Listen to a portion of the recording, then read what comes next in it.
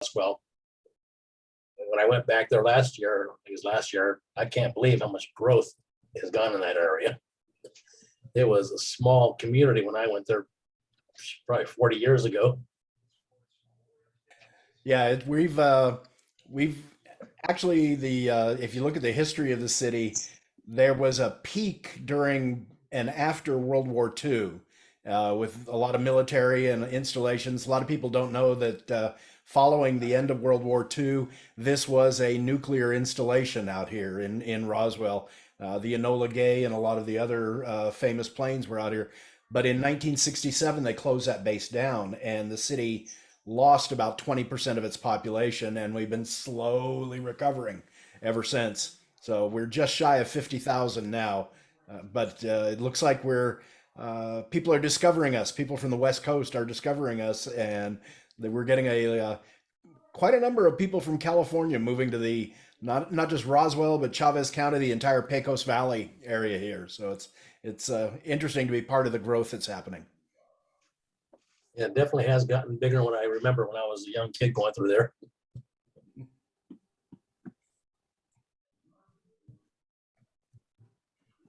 That 3 personal friends relocate there in the last 5 years.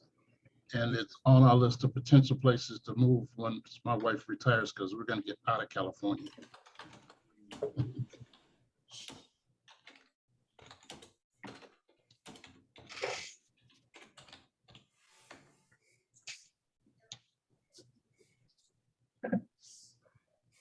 Get in your beds.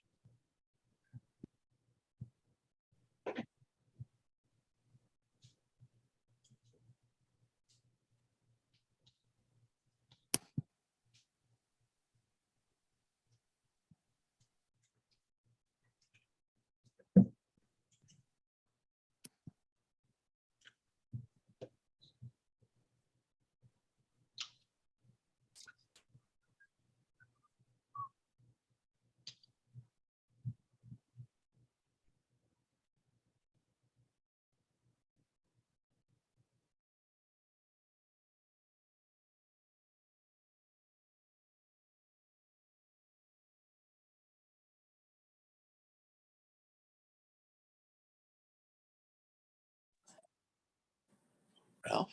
Maybe Ralph would, or Greg. Ralph who? Ralph, Lois's husband, Ralph Dieter. Oh, no, is he there? Oh, I saw him talking. Hi. Yeah, what would you like to volunteer him for? Oh, let's volunteer your husband. Marilyn Thanks Nepke. a lot, Lois. You're Yeah, welcome, we'll dear. I'll get I you love for that. No, you won't. You can try. So yeah, Tom. Nepke will be a little bit late, so we need a volunteer timer for the first little while. Okay. Is that Ralph? You are That is volunteer Ralph. timer? Okay, thank you, Ralph. I appreciate that. And you know the timing frame is 5 to 7 minutes. 5 to 7 minutes. Okay. Yep. And I have some basic order of people who will be speaking. And so I want to make sure that those that requested to be early are available to be early, and make sure that they are here. I see, is Dr. Michael Alexander here? Here's 5 minutes.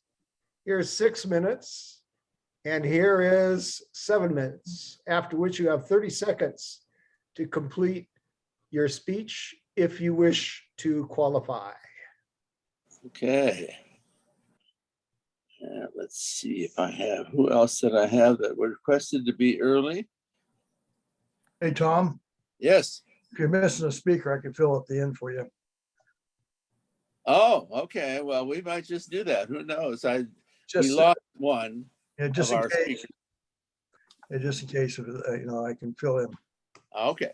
All right. Yeah, Well, Tom, I don't see Dr. Alexander. okay. Well, how about one of my other early requesters was Charles. Charles, you sent me an email and we've made communications. Did you want to go early?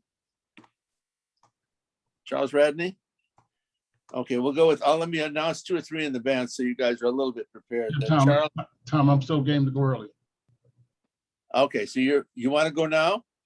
First? I said I can open. Okay, let me let my other people know. Is Suzanne Leonard here? She wanted to be early. Okay, we took care of the absolutely essential early ones. And so I will pick out the next couple. How about we go with Angie? Are you prepared to go second? I'd rather not, Okay. rather go later. Do I have a volunteer for second? Let's get the first three of it. At least I would know they're on the line here. So I'll go second, Tom. Mark Lucas. Mark, okay. And maybe we'll ask for a third right away too while we're at it. Karen. I'll go third. Okay.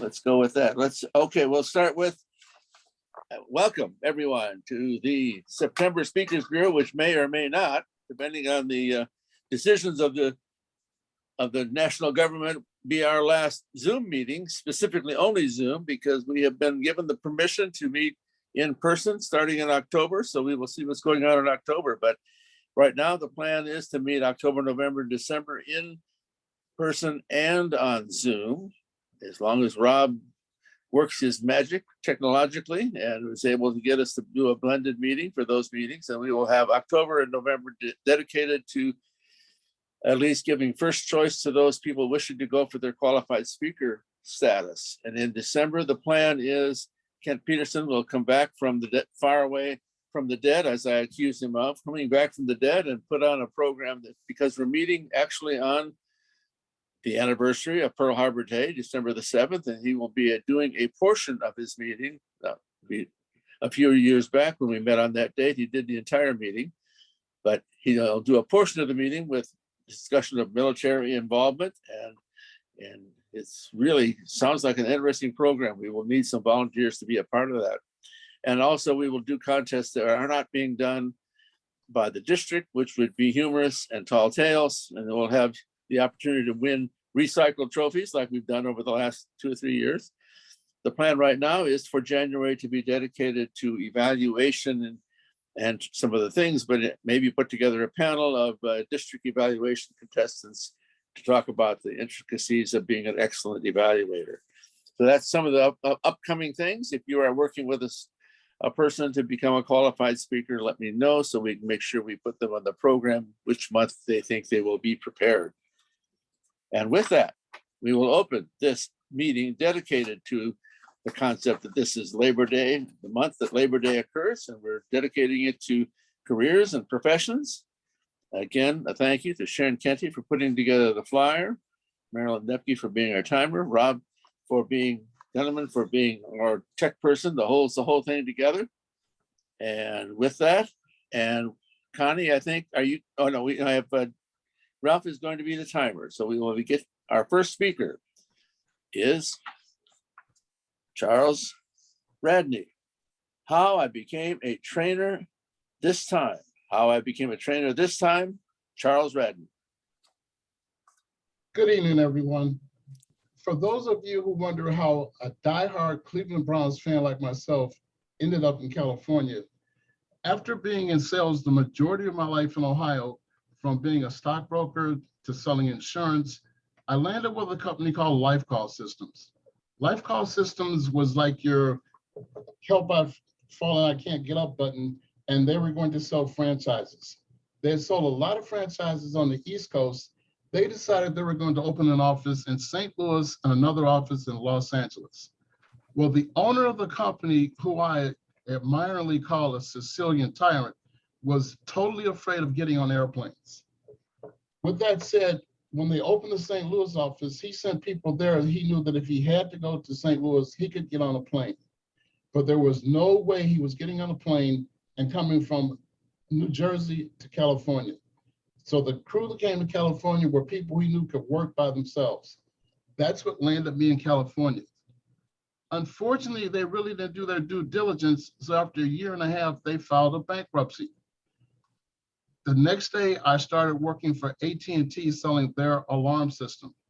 Now, when I was with Lifestyle Systems, my job on a daily basis, 6 days a week, was to train 20 to 30 brand new people who had just bought a franchise with no previous sales experience, no previous business experience.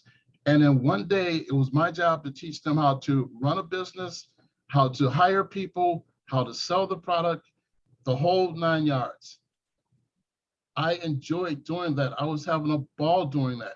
But as I said, they didn't do their due diligence. They did a bankruptcy. I landed with AT&T selling their alarm system. And after a short period of time, I started training people for them, but primarily was doing sales. At some point, I decided I really, really, really wanted to be in real estate. And at about the same time, I joined Toastmasters. I was recruited by the late Jerry Weisberg.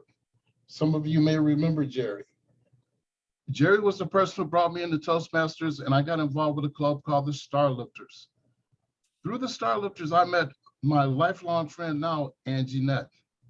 Now, while we were at Star Lifters, one of our people was approached by someone because they had heard him do a presentation, thought he did a fantastic job, and they decided they wanted to hire him to do some training. Well, he was brand new at Merrill Lynch. He didn't want to take on the additional responsibility. He passed it on to Angie. Angie at that point was relatively new in the real estate business. She didn't want to take on the additional hassle, if you will. I decided to try it. And guess what? The first thing they had me do, I got hired at Chaffey College through their economic development department to be a trainer. And the first training assignment was with a local steel mill in Fontana. And the first project I had to do was to teach their employees presentation skills. Well, for a Toastmaster, that was a walk in the park, but it was fun. From there, I switched over to Chaffey College, and at Chaffey, I switched over to Valley College and helped to develop a lot of their training programs. One of the ones I did, and in order to learn how to do and create training programs, I joined ATD, which is the American Society for Talent Development. That helped me learn how to develop programs, how to set up training classes. And the premier class I set up, and primarily all we did was soft skills, but the premier class I set up was attitudes in the workplace. Because they were a grant-based program, the programs had to be 32 hours in length. And I will never forget the very first day I did a training class, and it was a 32-hour class. And when I started the class, I had a guy in the back when I played a clip from a movie, and this guy had attitude. I mean, he had attitude coming out the kazoo. At that point, the primary people being sent to the attitudes class were being sent by HR from the different companies. It was their last chance to find their way or find their way out the door. 15 minutes into that class, knowing it was a 32-hour class, my goal at that point was to learn how to handle him. I had to get him under control before he disrupted the entire class. And some of the things that we learned in Toastmasters on how to deal with hecklers, how to deal with people causing trouble, came in so beneficial and helped me to rein him in. Over the coming years, I developed other classes, one called listening skills. I do a class on goal setting. If you go to my website, which is areyoupreparedtopresent.com, you can see an entire list of all the training classes that I do. But over the years, some of the things that have been more and more helpful to me and really gave me a lot of strength and a lot of enjoyment were some of the special assignments I had.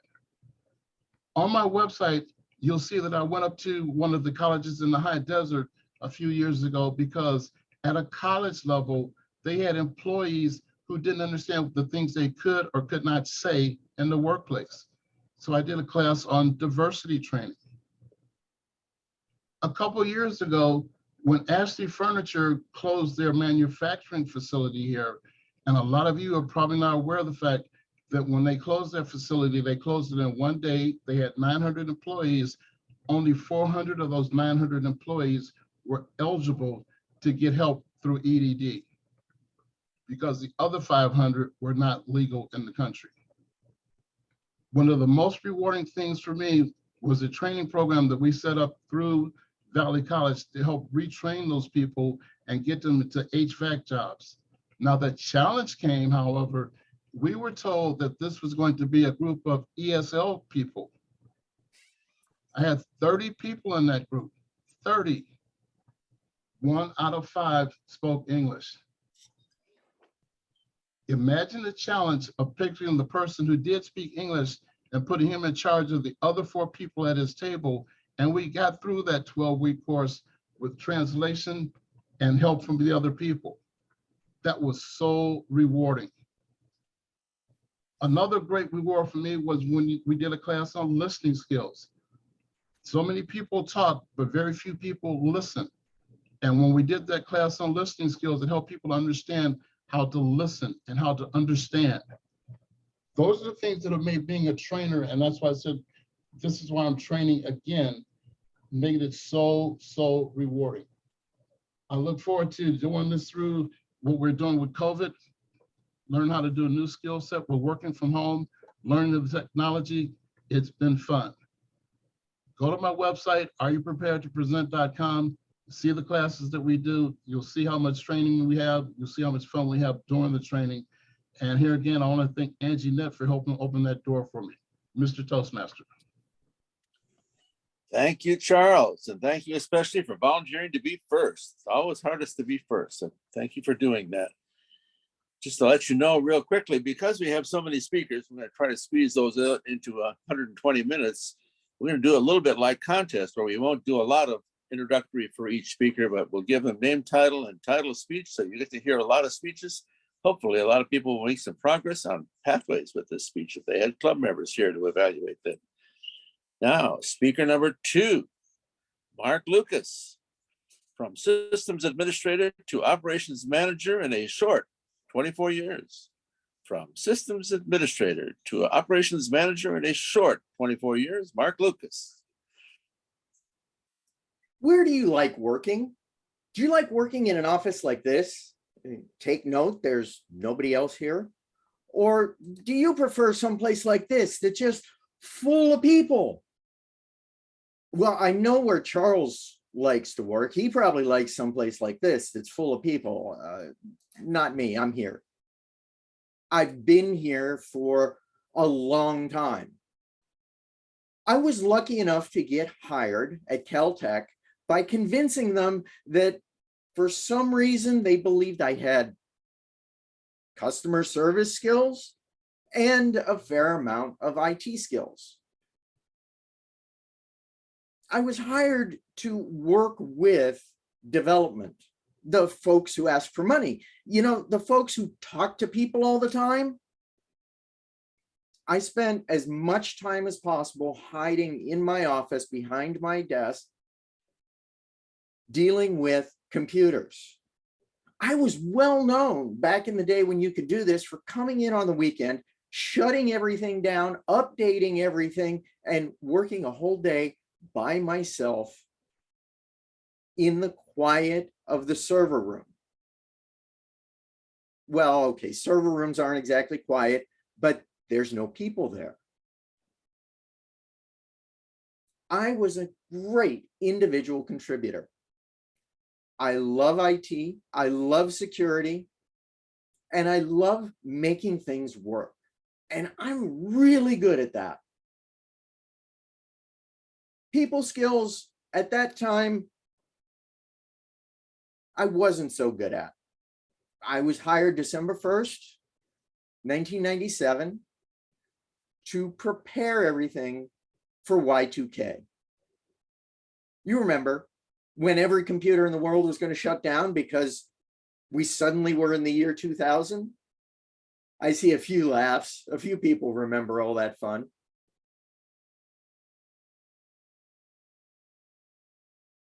I spent a lot of time trying to figure out how to make things work with people when I had to.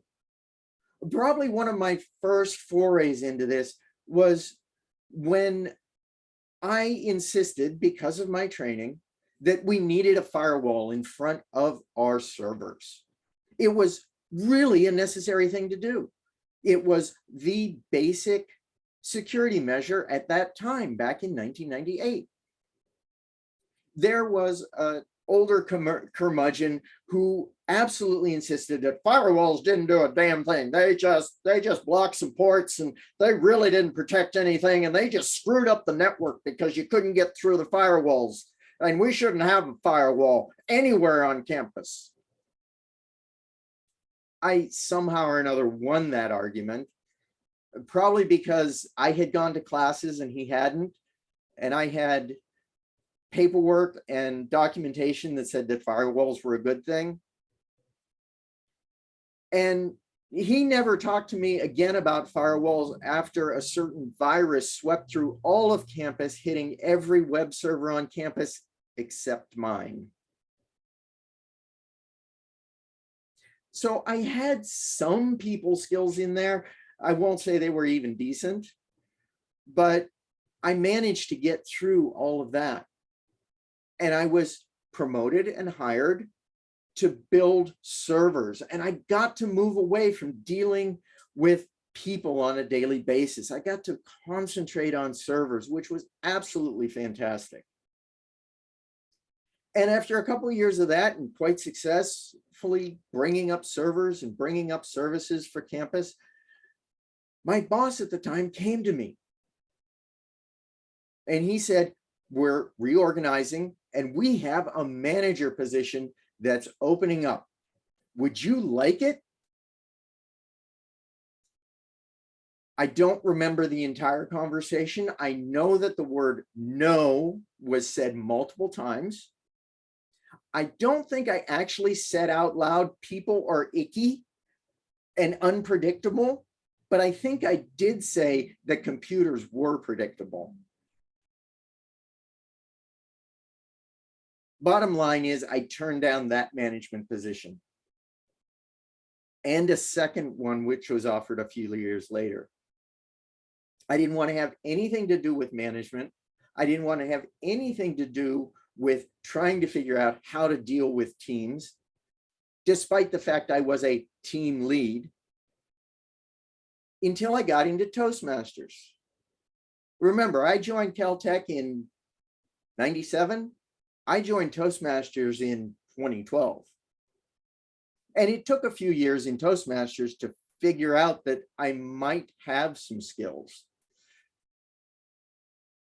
Probably the biggest aha was after participating on a suggestion of Michael Osier to just say yes when somebody asks.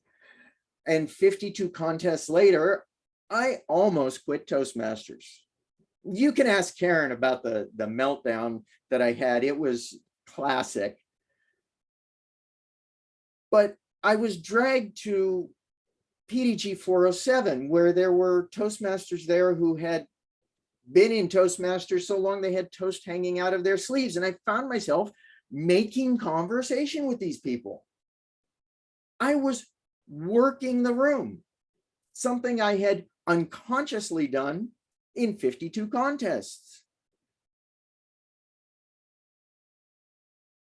Fast forward through various levels of leadership, including district director and creating a team that brought the district to distinguished status.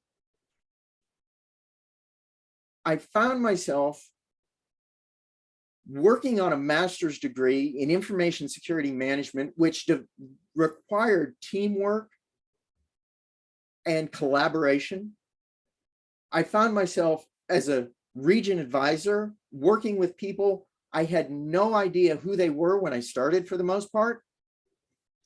And I was just recently promoted to data center operations manager, where I'm using those exact same skills.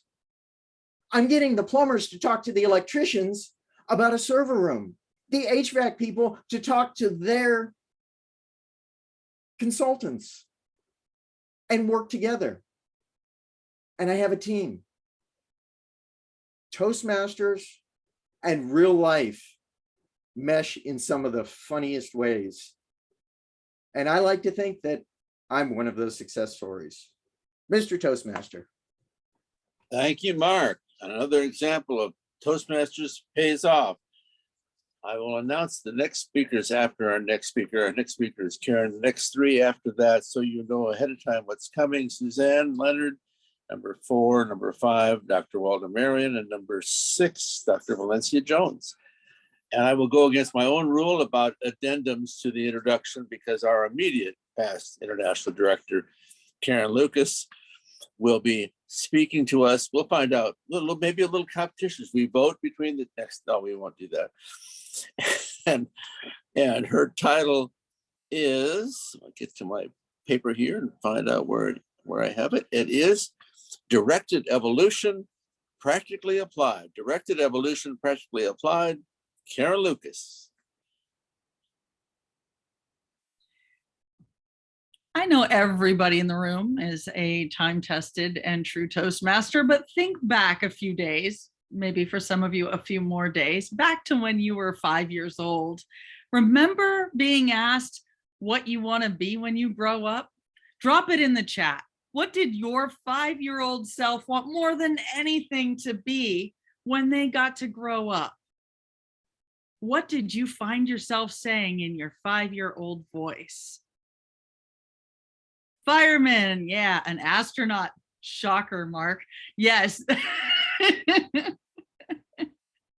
Some people are shaking their heads like, no. A cop, a lawyer. Oh, Esther, that's awesome. Drive the trash truck. Very cool. Hey, they got to go everywhere. Doctor, chicken farmer. Yeah, Lois. A model. Ooh, Ryan. Another astronaut in the house. My answer seemed pretty practical. Until I was told, if you hadn't noticed my chat reply, it was a Navy SEAL. What the fruit? Why did I want to be a Navy SEAL at 5 years old? Well, I was born into a family business, and I was born to the second generation. Grandpa was into screw machine parts and did parts that went onto airplanes and other stuff after he got back from World War II in Los Angeles. He was a machinist and super dedicated to his craft. He knew how to put planes up in the air. Dad was voluntold to Vietnam and learned firearms and special munitions and knew how to take those planes down. Pretty much all you need to know about Gen 1, Gen 2 of the family business. Needless to say, the clients and some of the buyers that my dad had military experience, and I heard them chatting and talking and telling all sorts of fun stories. So when somebody asked me at my pre-K, what do you want to be when you grow up? And I gave my honest to God answer, I was told in no uncertain terms that that was ridiculous. Women can't be Navy SEALs. So I had to think of something else. And while I was pondering that in my single digit self, I was working at the shop. I was cleaning and machining and doing second ops and all that fun stuff. And I figured it would be a really great thing to get to do, especially once I discovered that I could put something in my head that was just an idea onto the back of a napkin, or God forbid, a piece of vellum, or what we would do AutoCAD today, and feed it into a machine and make it in real life. Something from here to here, something tangible, something that could solve problems. I thought that was pretty awesome. When I turned 16 and left high school for college, I signed up for college, but I also signed on to the idea of going to work regularly at the shop in the family business. And I found out very quickly my dad's timetable was vastly different. He had one speed, and it wasn't going to be one that was going to be conducive to me really working as a verb in a meaningful way. And I remember hearing my grandfather give me this advice that was really helpful and not within earshot of my dad. And I really took it to heart. And that was, look at this shop. Look at what we've built. This means a lot to us, but we can't teach you everything. If you ever find yourself wanting, consider working for places that fill in the gaps. And I realized I should do that. I found myself at Caltech for 10 years, first in environmental health and safety, after being in pre-hospital care, doing search and rescue, being on an ambulance, having a lot of fun doing that kind of stuff, getting to travel extensively in my 20s, abroad and overseas. I come to this place, Caltech, 1,000 labs, no two the same. Students, staff, faculty, postdocs, Nobel laureates, field medal recipients, just the best and the brightest, trying to figure out the basic questions of why we're here and what we do. One of the people that really made an impact on me, her priority was directed evolution. Now in her world, she's a chemical engineer and she's now a Nobel laureate, Miss Frances Arnold, and she developed directed evolution as a method used in protein engineering that mimics the process of natural selection, what nature does, to steer proteins or nucleic acids towards a user-defined goal. All right, if I lost most of you and your eyes just rolled up into the back of your head, don't worry, it's all good. I thought about her work and what she was doing. I thought about the concept of directed evolution. And I said, maybe I can do that. Maybe I can direct my own evolution, especially since I started this whole Toastmasters thing back in 2007 at Caltech, because I needed to deal with carbon-based life forms. And I realized once I connected that thought with the skills I was getting in Toastmasters and some of the other background that I had, I could leave Caltech. I could go on my own and be that third generation, pivoted in a different way, where I could serve people in ways that my predecessors never dreamed of, and ways that really turns me on and makes me excited. And luckily, I have a second half with the same last name and an Uncle George, but not that Uncle George, who also does IT. So the short version of what we get to do now for Ashler is we help people fight bad guys. I do the in real life ones and he does the virtual ones. We have gotten a chance to consult here in the United States locally, as well as in several other of the 24 time zones. So Mark has actually done some consulting work for Zawel City. When Ahmed Zawel was alive, he supported him at Caltech, and then we ended up getting to support Zawel City when they were rejiggering and bringing up their protocols for the IT group. And that was his first international experience getting to do that. I have helped people overseas that have had less than stellar situations with employees that have been fired and left and then threatened to come back and do bad stuff. In one case in Sri Lanka, there's a spice factory where a guy was terminated and needed to be let go. They didn't do it in the most elegant way. So he attempted to come back credibly to poison a batch of spices that was going to an elementary school. And luckily, the bad guys didn't have a good day, and that was averted. But I have a lot of bread and butter accounts to keep bad guys out of having good days. And whether it is a spice factory or subcontracting for a university or a government institution, that is my goal ultimately, is to make sure that corporate intelligence and the infrastructure is sound, that everybody is having a good day, and that we are able to keep people in a position where they are safe, healthy, and happy, and we don't expend as much blood and treasure as we have to in order to do it. Critical path is important, also leveraging your other nonprofits in addition to Toastmasters. In my case, the AFIO has been a great help, and I get lots of word of mouth from them. So if you ever have an issue with a bad guy, I'm your gal. Back to you, Mr. Toastmaster. Thank you, Karen. One of the reasons I was so inspired about having this theme of careers is that when I was district director, my theme was welcome to our Toastmaster family. And what better way to get closer together with the other members of our Toastmaster family to know what they do in their real life and their other life and know how it impacts us. And we appreciate those sharings. Our next speaker is, make sure I get this correct, is Suzanne Leonard. Pinch hitter. Pinch hitter is the title of her speech. Suzanne Leonard.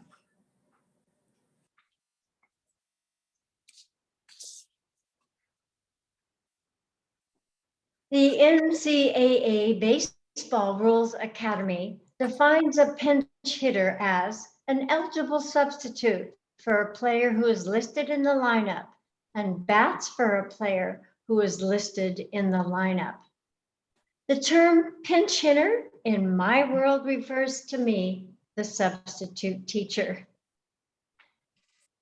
You and I have probably pinch hit in our lives several times, stepped in sometime, someplace, somewhere to be of assistance, to keep the game going and growing.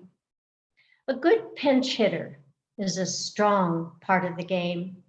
They may even be called into the game at the very last minute, late, due to an emergency. When this happens to me, a late call to a school, I enter the classroom this way.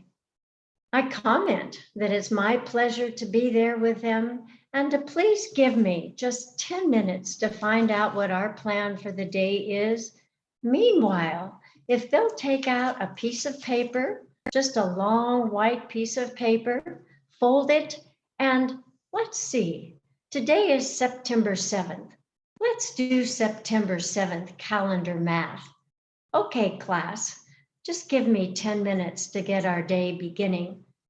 And in those 10 minutes, get to the number 7 any way you like, by adding, subtracting, multiplying, or dividing. Ready, set, go. In 10 minutes, we come back after that exercise and my having gained just a little bit of bearing in what that class is expecting of me. It's amazing. And we applaud those who used maybe just one property. Maybe they just added 6 and 1 and they're so excited. Or maybe they added, subtracted, multiplied, and divided and went on and are some practicing genius somewhere, perhaps working with Karen or Mark. But anyway, my idea is to bring that class together and have an extraordinary day. I am their pinch hitter. Why is there a pinch hitter in baseball? Well, it's because that they are better at offensive batting. They are better at being able to put the ball where it's supposed to be in those innings that count so much. They have batting skills better than someone else in the lineup, and they take their place. As a substitute teacher, substitute pinch hitter, I've acquired some pinch hitter skills that I'd like to share with you.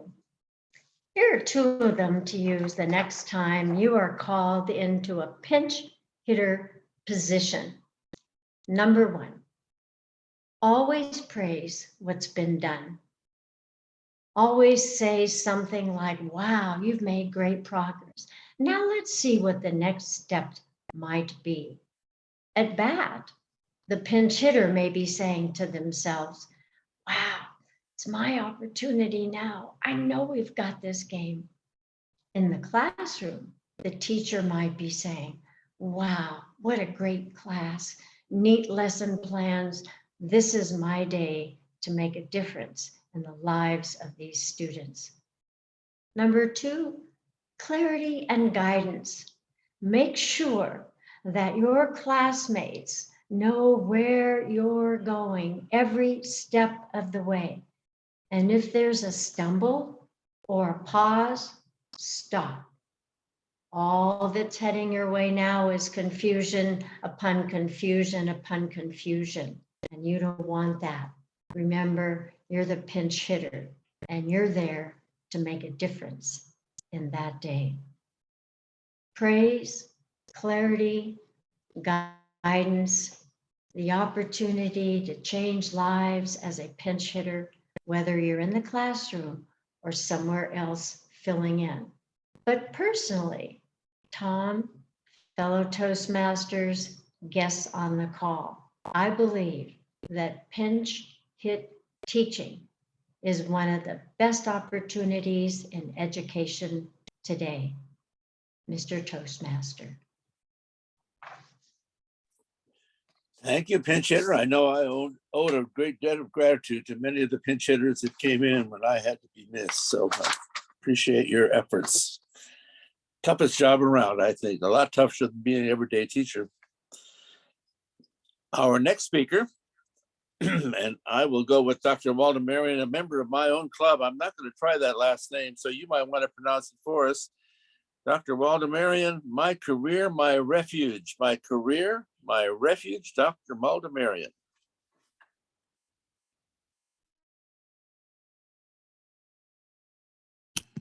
Thank you, Tom, and fellow Toastmasters. My career, my refuge. My name is Waldemar Gebreselassie. I am a retired nephrologist and now practicing primary care at a forensic hospital. Question is, do we choose our careers or the careers we have choose us? I heard once a psychiatrist say, children who feel unloved by their parents go into medicine because they get all that love from patients that to replace all the love they missed in their childhood. I think there is some truth to that. My mother is one who believed in our culture, spare the rod, spoil the child.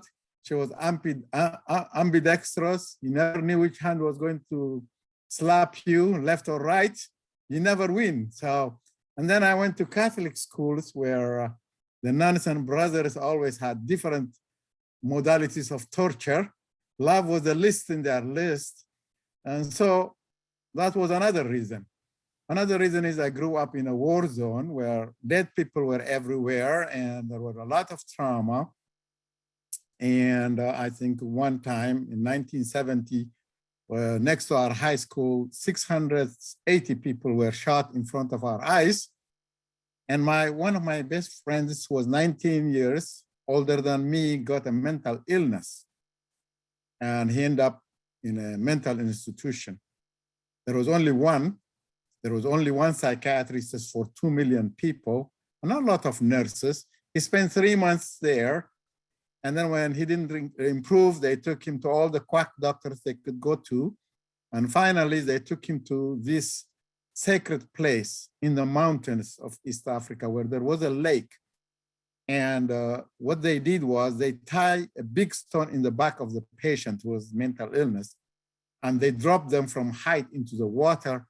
And the patients are supposed to jump up, and they pull them up, and they put them back again. They jump up, they pull them back again. They do it 3 times, and the 3rd time they take them out. This was literally the shock therapy that emulated the insulin shock of 1800 and the electric shock of modern times. They were supposed to be cured. My friend somehow managed to undo the ties on the rock, and he drowned and died at age 19. So when I went to college, I honestly thought, I need to do something about this. There is no psychiatrist, and I could become a psychiatrist. I'm good in science. I've been interested in science since I was a kid. We had, due to the war, we had a lot of mental illness in our neighborhood, a lot of alcoholism, and poverty, and no health care, a lot of infections, tuberculosis, and we see a lot of young people and old people die because of some treatable conditions. So I thought I would be a good doctor. I love to solve problems. I mean, especially when I was in elementary and middle school, I tried to help my classmates solve this problem, that problem. In the process, I learned a lot more than I gave. And I thought, wow, I could be a great doctor. I liked Albert Schweitzer. I like Sherlock Holmes and Dr. Watson. Sounded like an exciting career.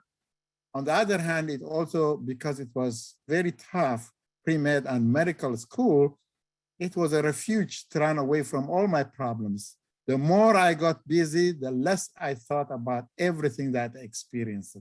That's why I call the title of my talk, My Career, My Refuge. And it turned out to be, I got lost in medicine to some degree. My medical career was cut short when the military coup in Ethiopia deposed the king. And I still managed to go to Hungary, learn a new language, Hungarian, and then go to Hungarian medical school for 6 years. And when I couldn't come back home to Ethiopia and Eritrea, I ended up immigrating to the United States, started with Houston. And then I went to my residency in internal medicine in Chicago, fellowship at UC Irvine for nephrology. And then I spent 30 years at Kaiser Permanente Fontana Medical Center doing nephrology. And essentially, I had no life but medicine. If I had another choice, I would have been a teacher. I even thought of becoming a priest. So the helping professions were always the only choice I had. Jack Reacher, the one famous Tom Cruise plays, says there are 4 reasons why people join the military. One is a family trait. The second is patriots who like to serve or ready to serve. The third group is those who want a job. And the fourth group is the ones who want a legal means to kill other people. Medicine is no different in a lot of sense. There are those who join medicine because of the family trait. Then there are those who join because they got a calling. That's all they love to do, take care of people, help people. Those get a calling. The third group get a secure job. You got a medical degree or any degree in health professions, you got a secure job. And then there is the fourth group, which are there to get prestige, wealth, and other means of power legally. And those are the ones that really spoil the career for most of us. I didn't go for the latter. I don't think I ever enjoyed the money or the prestige that came with medicine, but I enjoyed taking care of patients. And medicine was my refuge. And I regret it now. I spent so much time absorbed in it. I could have gotten out of it, but somehow when you really traumatized as a kid, you're just running away from something. You don't know what it is until you get old and you find yourself, my God, 30 years later, I'm here. But I still love the profession, so I'm going to continue to do whatever I can in the profession. So thank you. I love it. Thank you, Walter Marion, for coming into this lion's den of speakers here. Yes. Thank you very much for coming and doing that. Before we get to Dr. Valencia, I want to go to the next 3 speakers so you know what's coming. I have Ed Eddinghausen as number 7, Esther as number 8, and number 9, Jack Nelson, Angie at number 10. So we will go to our next speaker, Dr. Valencia Jones, Unpredictably Rewarding, Dr. Valencia Jones. Thank you very much, Mr. Jamerson. Greetings all. The career that I plan on speaking on today is about teaching. So I hope you would take the next 15 seconds to write in the chat the name of your favorite teacher. Was it elementary? Was it middle school? Was it math? What was the name of your favorite teacher? I began my teaching career as, let's see, a few more coming, as a math teacher in high school. I enjoyed teaching because it helped me to impact the lives of others. I felt there was nothing more rewarding than seeing the evidence of someone that you met later that said, you made an impact on my life.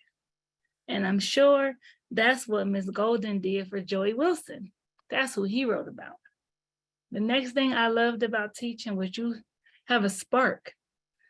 Many students were scared of math, statistics, calculus, or even algebra. I can't do this. It's too hard. My parents couldn't do it. Teachers have a chance to support and encourage you, care about you, help you to believe the best in you when you may not believe the best in yourself. And I'm sure that's what Ms. Samuel did for Deborah Gillis.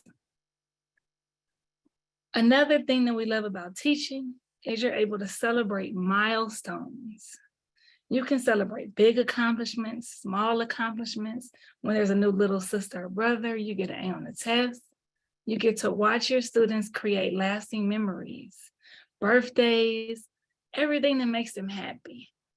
And to me, I believe that that's what Ms. Hart did for Michael Osher. Another reward of teaching is you get to laugh often. Students, high school, adult, or maybe even college, are hilarious. They tell jokes, they have fun. They try to get away with things sometimes that they can't get away with, or they remind you of things that you've done when you were a child. I know, I did a lot growing up, so they reminded me of that.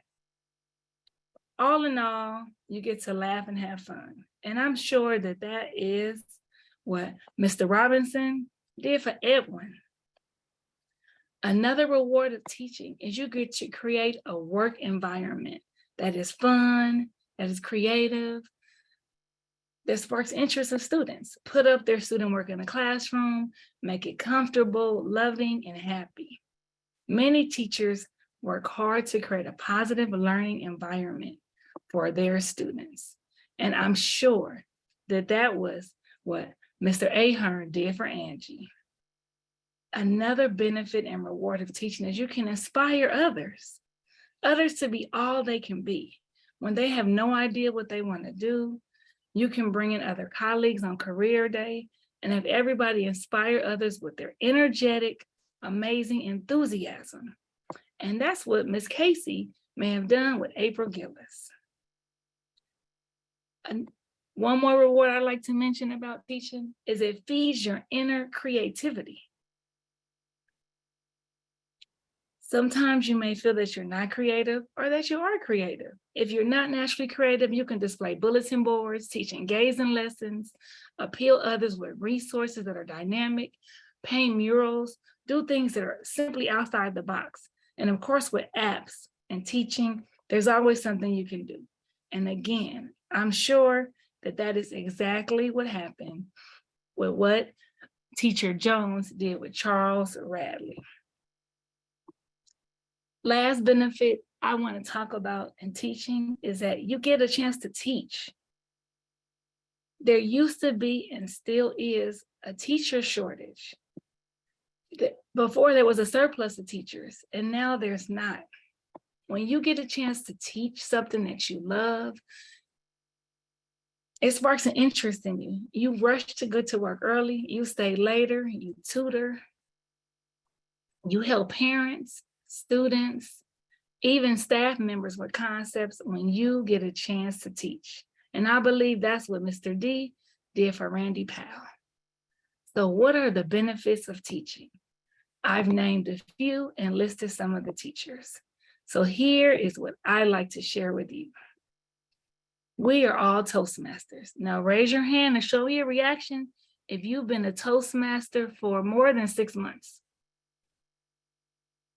I see a few, I see a few. Well, let me tell you something that you can do. You can impact the lives of a Toastmaster by your smile, by greeting them. You can spark an interest. When they're new to Toastmasters, what's an all-kind grammarian? I just don't get it. It's so hard. Public speak, I don't want to do table topics. I just want to sit here. You can spark an interest in a Toastmaster. When a Toastmaster wins their first table topic, you can celebrate in that milestone because they'll be so excited. You get to laugh anytime you want to in a meeting by creating humor, greeting them, and watching a Toastmaster smile. You can inspire other Toastmasters by your amazing speeches, by you greeting them, sending them a chat, letting them know that you're welcome, and feeding their inner creativity. All of you that listen to my voice, you are a teacher and you get a chance to teach. Let's see what you do, Mr. and Mrs. Teacher. Thank you very much. Thank you, Dr. Valencia. This speech needs to be given to all those freshmen coming into the university. Maybe we won't have teacher shortages in the future. Our next speaker is Ed Eddinghausen. I see dead people, run for your life. I see dead people. Run for your life. Ed Eddinghausen. Thank you, Tom. Well, who actually sees dead people besides Dr. Rodamariam? If you grew up in a war zone, someone who sees dead people at their very worst would be a coroner. And someone who sees dead people and tries to make them look their very best would be a mortician. And then there's people who don't actually see real dead people. And that would be me. Yes, I am a spirit medium. No, I'm not. I'm a CPR instructor, and I actually teach people what to do when they find dead people. Now, if you're curious about that, dead people, CPR, how's that all come together? Well, it's very simple. If you look at CPR, CPR, which is cardio, let's see, the reverse video here, let's do it this way. Cardiopulmonary resuscitation, it simply means heart, lungs, restart. You only perform CPR because someone's heart, lungs need restarting. I have a difficult question for you. If you don't get the answer, don't feel bad. It's okay. You found a person who was not being had no pulse. What would be the sophisticated medical term you would use to describe that person in one single word? I'll give you a clue. It begins and ends with a D. Yes, of course. That's someone that's dead. I've been doing this for almost 40 years, teaching CPR. I do on-site CPR classes. My niche market is actually dental offices. Probably 98% of my business is dental offices. And I've taught probably more CPR classes than anyone else in the world, likely. I've taught over 9,200 CPR courses. And invariably, when I teach a class, I get asked the question, have you ever performed CPR? And the answer is yes. I remember performing CPR on February 10th of 2001. I was teaching a CPR class of all places, teaching a class, and this is at a 24-hour fitness center in Corona, and one of the members actually collapsed, and the staff came running in, I need CPR, I need CPR. And I said, oh, very funny, we're doing CPR class now. Yeah, real funny. He said, no, it's not a joke. We called 911, you need CPR.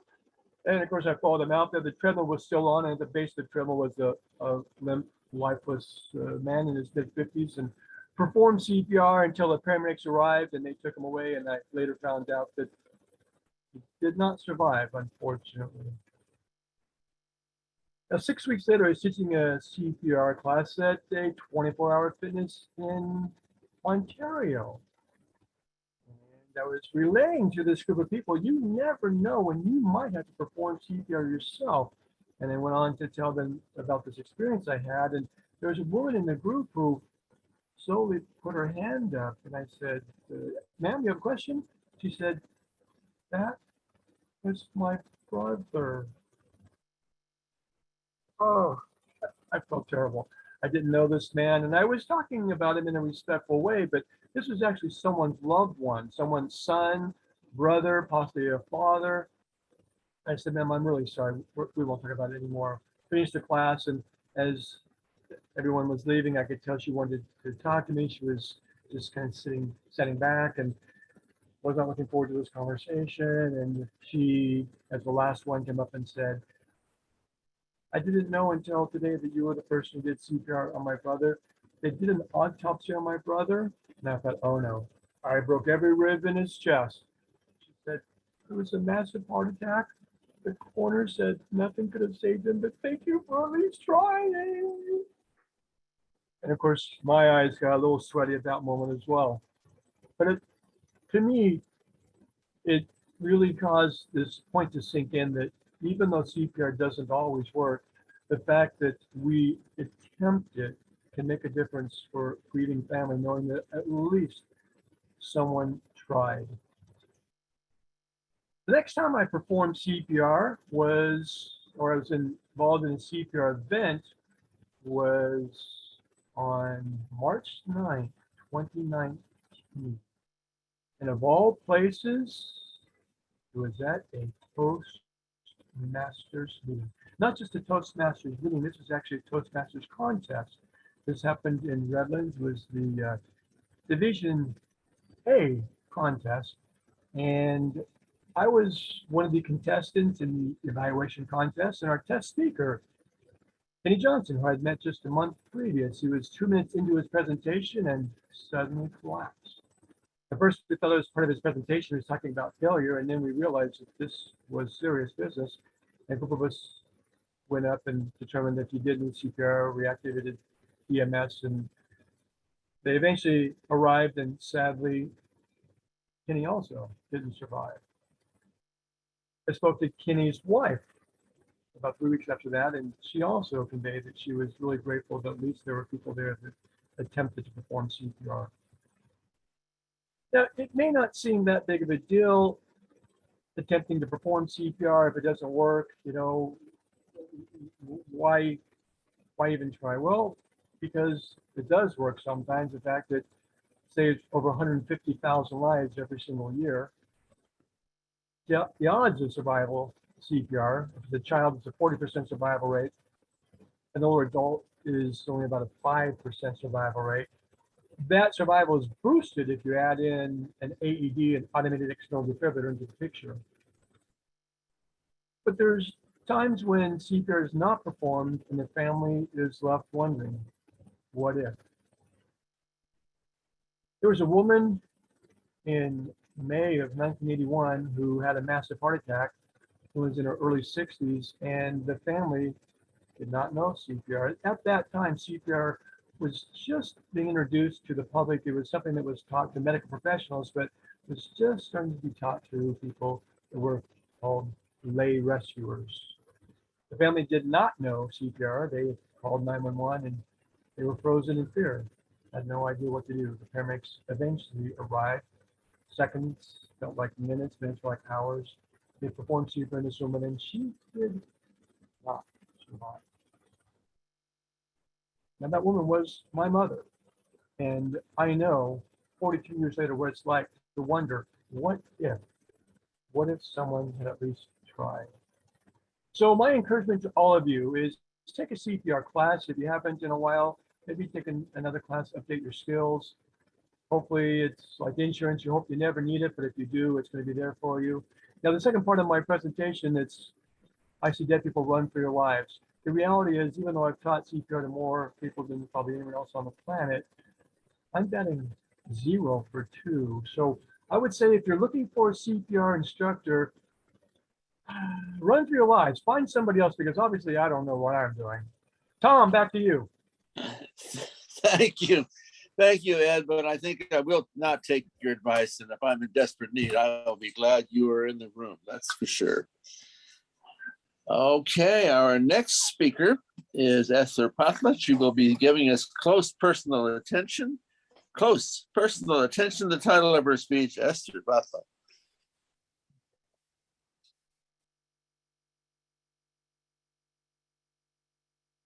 Some say I have eagle eyes. I tend to find errors where nobody thought there was an error. Not that I'm a fault finder, it's that attention to detail. Sometimes it is good because that's where time can be wasted. But in my profession, it has served me well. It's how you ask questions, how you document. This helps to audit-proof clients' information. Plus, it helps me sleep better at night. No cutting corners. I never set out to become a certified public accountant. I use a close personal attention when I work with every client. When Karen asked what we all wanted to be when we grew up, I wanted to become an attorney. I studied law in South Africa. Growing up, I very much badly wanted to be a lawyer. There were no lawyers around me. Everybody was a teacher, a nurse, or a police officer. But there was this one TV show. And it just so happened that it showed up the very first day that my mom had just bought us a TV, a black and white television set. We were very excited, my brother and I. and this show came up, and there was this Black lawyer of a woman. And I went, that profession, when I heard about it, was always reserved for men. I watched this show diligently every week. I never wanted to miss that show. I had to make sure that homework was done in order for me to sit down, because we were not allowed to do too much television during the week. It was all study time. How this woman walked in a court, how she spoke, how she solved problems, I admired her style. And to top it off, the show was in my home language. I understood every word. Another day, as we were flipping through channels, I was introduced to The Cosby Show. Enter Claire Huxtable. Claire Huxtable was a lawyer in that show. She displayed that you can still be a career woman and have a strong family ties. I loved how Claire conducted herself, but now Claire spoke English. I had to practice like Claire. I had my own little courtroom in my backyard, walking like her, speaking like her. Now, because she spoke American English, we called it slang. She would roll her tongue a specific way. I practiced. I wanted to speak that way. Once in law school, then I took a class. It was in taxation and estate planning. It became one of my favorite classes. I even received a merit award for that class. A few more steps, I would become a tax attorney. And of course, I got married, came to the United States. I found out I could not practice law here in the United States because of the different legal systems. The United States uses a jury system. South Africa uses a one lawyer system. I had to start all over. I had my education evaluated. I got ready to sit for the bar exam. Not so fast. One day when I was sitting at home, I heard about tax day. You all know it, April 15th. That changed the trajectory of my life. I researched, I found out, I enrolled in a Master's of Science in Taxation, dropped all that application to the bar exam. While I was studying for my master's degree, I found an internship with one of the big CPA firms, PricewaterhouseCoopers. I worked mostly with venture capitalists. It means partnership tax returns. Once I was done with that internship, I found a job with another big CPA firm. During my job appraisal, my boss said to me, Esther, we are happy that you are working on your master's degrees, but in order to go up the corporate ladder, you are going to need your CPA license. I paused the CPA license, the Master's of Science in Tax, studied for the CPA exam. Studying never ended for me. I sat down for that exam. It was the most challenging exam, taking over 2 days, but I did it.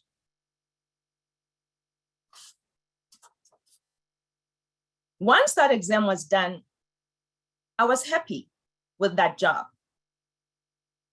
But the work was very, very challenging. There were no weekends.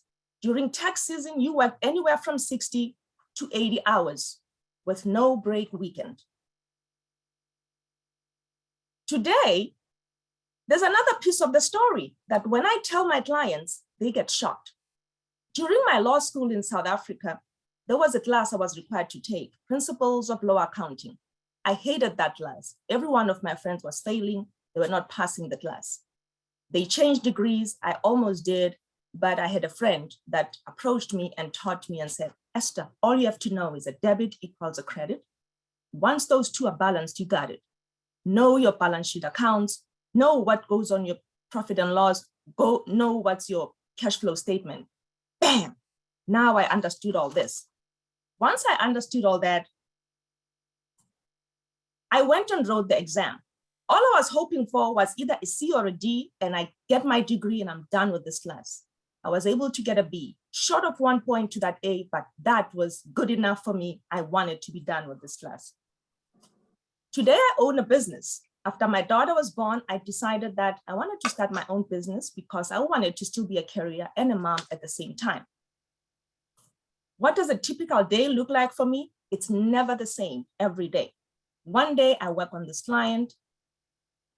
The next day it's a different client. But the fun part is when a prospective client walks in and thinks, hey, can you guarantee me a refund? My friend next door has the same salary, same number of children. I know they get more money back. And I get to deliver bad news and tell them, hey friend, don't get caught up in that whole intoxication of a refund. We all know what intoxication is, right? Intoxication is the euphoria of getting a refund and realizing that it was your money after all. The greatest part of my work comes in tax planning, when I get to talk to a client and advise them and help them figure out their retirement, pay for college for their kids, and even have something left to have fun. I also do tax resolution. This is where that tax attorney mindset comes in, because we work with people that are delinquent and I get to represent people before the IRS.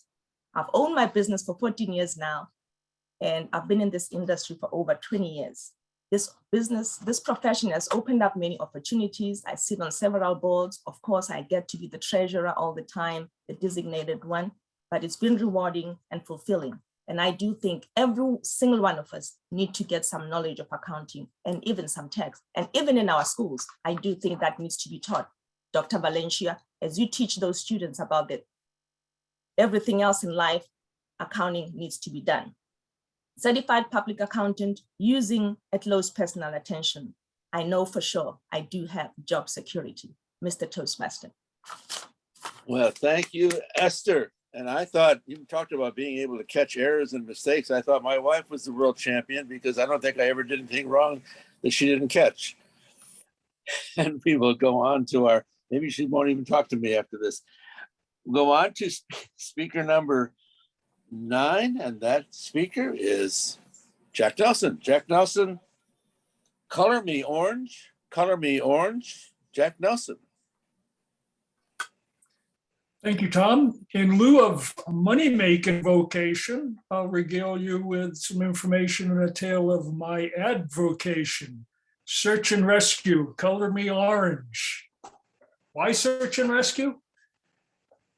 Search and rescue is non-paid. It's not going to make any money there. It's all volunteers, but there's no experience necessary. Nothing. You don't need to be Superman or Superwoman to volunteer and participate. Yeah, it does cost money for equipment and that. Yeah, it takes time away from the family and work. You just want to make sure that family and work stay the priority. I've been fortunate. I've had jobs that has allowed me to participate in some search and rescue, a little bit of leeway within reason and anticipate. So why do I volunteer with search and rescue? Well, it's a chance to enjoy the outdoors, to get some exercise, learn from others and share our knowledge with others, much like Toastmasters. A chance to develop close and long-lasting friendships, and an opportunity to get an adrenaline rush, doing something that stretches my comfort zone and ability, but in a safety-conscious environment. And yes, of course, there's a big side benefit, an opportunity to help others develop wonderful experiences and memories. I want to share with you an example, however, of one of the reasons I so much enjoy search and rescue is a memory and by typical search and rescue meeting. Wouldn't have made the news. It's not high profile, but unique in the fact that everything went off like clockwork. Mr. Murphy took a day off. Usually something's going to go wrong. Nothing went wrong. And it was a search and rescue mission that started and ended before the subject was ever declared missing. How did that happen? Well, situation. CHP located an abandoned car up in a remote area off the freeway in the Cohom Pass. Time was October, cold nights, hot days. CHP was getting ready to have his car towed. Just happened that an area deputy sheriff who was a search and rescue coordinator and who had started as a volunteer with search and rescue came by and happened to observe it was a car with a purse on the and the keys to the car. The car was unlocked in the car. In a quick conversation, it was deemed unlikely that a female would just walk off and leave her purse there. So something wasn't quite kosher. I thought might be further investigation. A couple of us were called, came up. We did a quick hasty check of dirt roads, car SAR we call it, car search and rescue. It was at night. And so we're not going to be on foot. We're going to do something really quick. We use a PA system, see if we can't get any response, just if anybody's up there. No response. Meanwhile, get back. We'll sit on the car for the night. Deputy was do a little more investigation, check out, see if there's any circumstances why that car would be abandoned there. Rescue team, my rescue team was put on standby on a probable case that we may be having a search the next morning. They investigated. Next morning, or first light, myself and the other person with me did another quick check now of the roads, some of the dirt roads that we were looking at earlier. And lo and behold, what do you think we find? On our fresh tire prints from the night before, footprints on them above. Somebody's been out there. Bingo.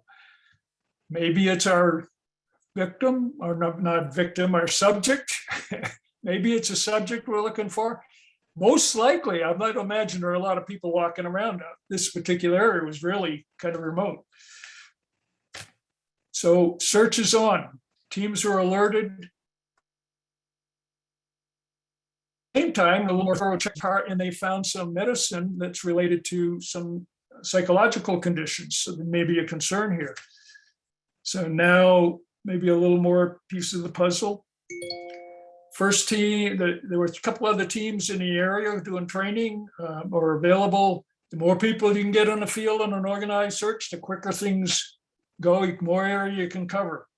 You got the teams out, the first team that came in, got the best trackers out of that group with some support people. They came out, we were sitting on the track just to make sure it didn't get destroyed by any means. And the trackers came out and started. And then meanwhile, as teams came, they were deployed to different areas to try to cover and see if we could locate this individual. As we went along, the trackers, which had some pretty good tracks and following, and I got assigned to an area that was right adjacent to that.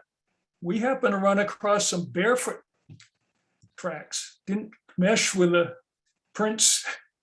But just about the time I was trying to call that in, the tracking team said the subject had discarded her shoes and was barefoot.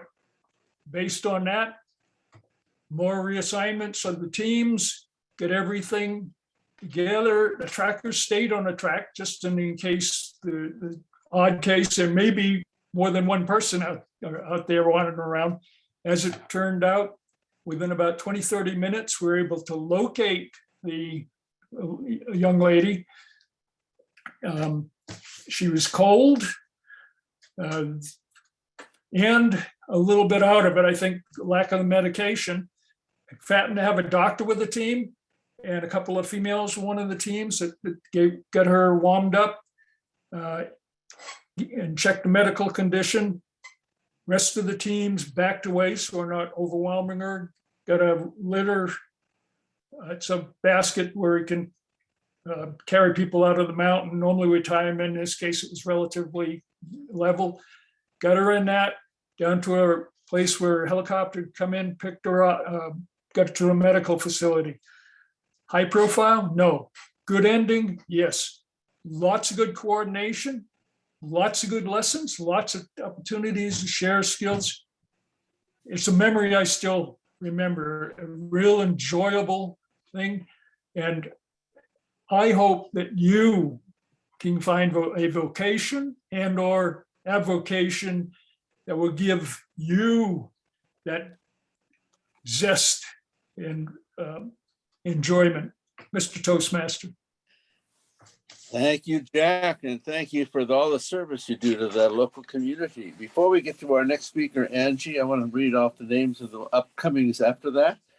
After Angie will be Melissa Staskell, and we go to Michael Alexander. And after that, let's see, well, the next one will be Connie Jameson, and right after that, Dr. Tina Silva. So we'll go with Angie Net. Next, Angie, her topic, human resources. Angie Net. Thank you, Mr. Speaker's Bureau Chair. I found there to be two preconceived notions of what human resources is. One, it's where you have to report to when you get in trouble. Or two, it's the complaint department. The Human Resources Department is much more than a place your supervisor can send you for discipline or to file a complaint. HR is the part of an organization dedicated to overseeing the business of managing people. This includes areas of compensation, benefits, total rewards, training, development, leadership coaching, staffing, and strategic planning, just to name a few. An HR professional can work in all these areas, referred to as a generalist, or they could specialize in one area. Titles may include HR manager, payroll specialist, benefits administrator, leadership coach, talent acquisition specialist, training coordinator, employee relations manager, and more. As the director of HR at Sorensen Engineering, I oversee the entire HR department. And what I love about human resources is that it's a different challenge every day. And what I don't love about human resources is that it's a different challenge every day. Now, a little bit about my background. Like Mark Lucas, my first career choice was because I didn't want to work with people. I became a dental technician. I was able to sit in the lab and just make teeth. Then, after having children, I decided to go back to the family business and I managed a flower shop. I also owned a little snail farm at that time, but that's another speech. Then, at a friend's urging, I went on to commercial real estate. And after 20 years in commercial real estate, I began working as a human resources professional. That was about 10 years ago, and also at the urging of a friend. In the beginning of my transition from commercial real estate to HR, I would often hear the question, how did you move from commercial real estate to human resources? I think I even had that question from Michael Osier. And I'd answer, it's just a different set of laws to learn. However, it's much more than that. And being a Toastmaster helped me to navigate this new career. I started as a personal development coordinator, moving to recruiting, then to HR manager, and to director of human resources in about 5 years' time. And if you've been a Toastmaster for a while, you can see the correlation between HR and being a Toastmaster. If you're new to Toastmasters, I urge you to continue your journey and learn all that you can. It may lead you to a new, fulfilling career. For an organized list of competencies for a career in HR, I thought I'd look to the Society of Human Resource Management, also known as SHRM. These competencies sound much like the competencies you'll learn through Toastmasters pathways and taking on leadership roles in the Toastmasters organization. SHRM has bundled these competencies into three main areas necessary for a career in HR: leadership, interpersonal, and business. Within the leadership area, it's leadership and navigation, learning the organization, influencing others, building trust, using emotional intelligence and motivation, and ethical practices, ethical business decision-making, honesty, confidentiality, protecting the rights of the employees, and codes of conduct. In the interpersonal area, relationship management. This includes networking, managing conflict and negotiation, communication skills, having good listening skills, planning, understanding your audience, communicating strategically, feedback, and leading effective meetings. Global and cultural effectiveness, understanding cultural differences, and reconciling cultural dilemmas. In the business area, having a good business acumen, being aware of the business, budgets, financial performance. As Esther mentioned earlier, everyone should have an accounting class. Consultation skills, managing change, the impact of change on productivity. And critical evaluation skills, using data to make decisions, and statistical principles. Now, you have to do all of this while remembering California employment law. As you progress in your Toastmasters journey, whether you're focused on improving public speaking or focused on leadership, you'll learn many of these skills needed for a profession in human resources, or one of the other careers mentioned tonight. Toastmasters is truly where leaders are made. Mr. Speaker's Bureau Chair. Thank you, Angie, for that. We learned a little bit about that secret office down there in Human Resources. Our next speaker, Melissa Stasko, Passion in a Pill. I have to learn about that, that's for sure. Passion in a Pill, Melissa Stasko. Have you found your passion in your career? Have you found what gets you out of bed and gets you to work, no matter if it's 110 degrees outside or not? That is something I think a lot of us are always striving to do. And I'm going to share with you my journey in finding that passion and how I found it in a pill. Almost 14 years ago, I found a company called The Vitamin Shop. My very first job prior to that was actually an elite fitness gym called the Sports Club LA. This was a 5-story gym that was home to all the luxurious people, those who wanted to be pampered, had everything at their fingertips. It was an amazing gym. Athletes would go, even Kobe Bryant would be visited there from time to time. That began my passion in the health and fitness industry. Shortly after is when I found The Vitamin Shop. And this is where my passion in a pill grew. The Vitamin Shop, if you're not aware, is a specialty supplement retail store. You might be familiar more with GNC because they're widely advertised and more of a global company. But compare Vitamin Shop to that elite gym versus GNC to 24-hour fitness. It's an amazing opportunity to be with this company for more than 14 years. And here's why I have loved working with them for that amount of time. I currently serve as the store manager of one of the largest store volumes largest volume stores in the company, over 700 stores across the nation, as well as the field training manager for the district. And 3 things keep me with this company and loving every minute that I get a chance to spend my time working there and helping my customers and building my team. The first is that I'm constantly learning.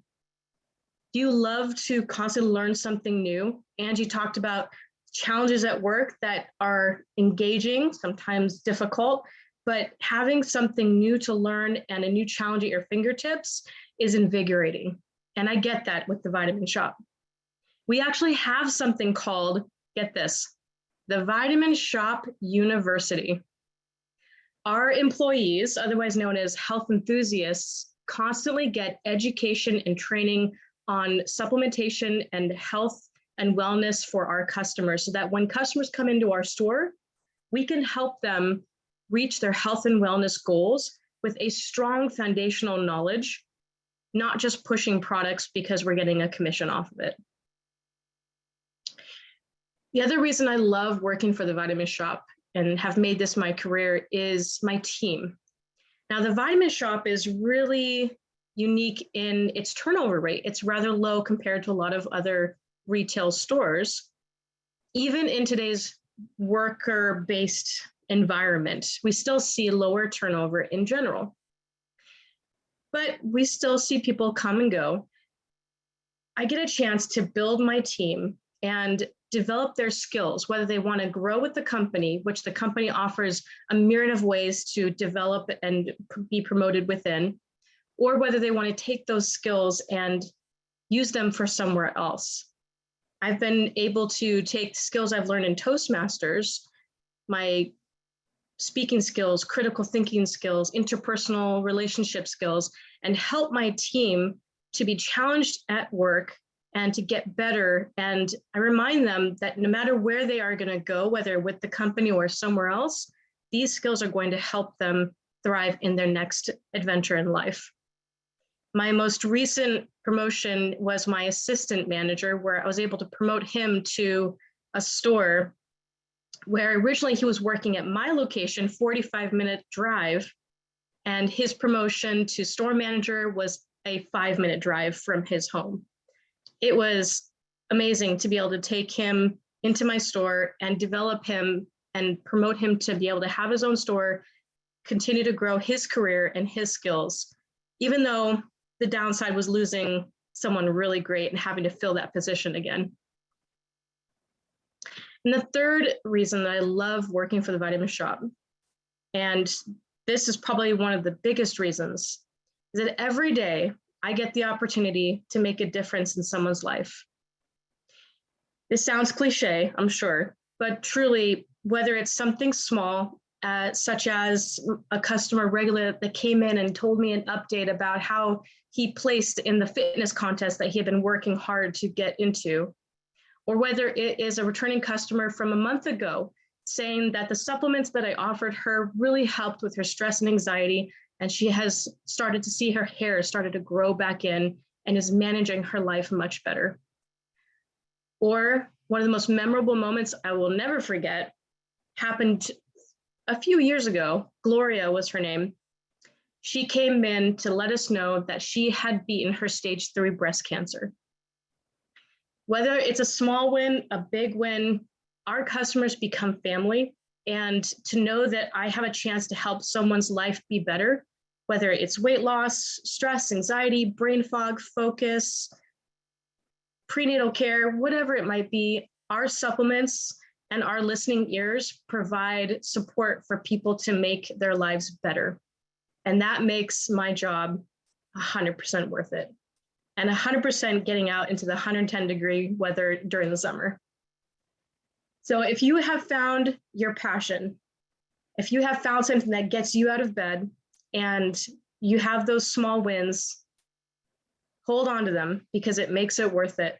And if you haven't found it yet, keep looking because it's out there, even if it's something as small as a passion in a pill.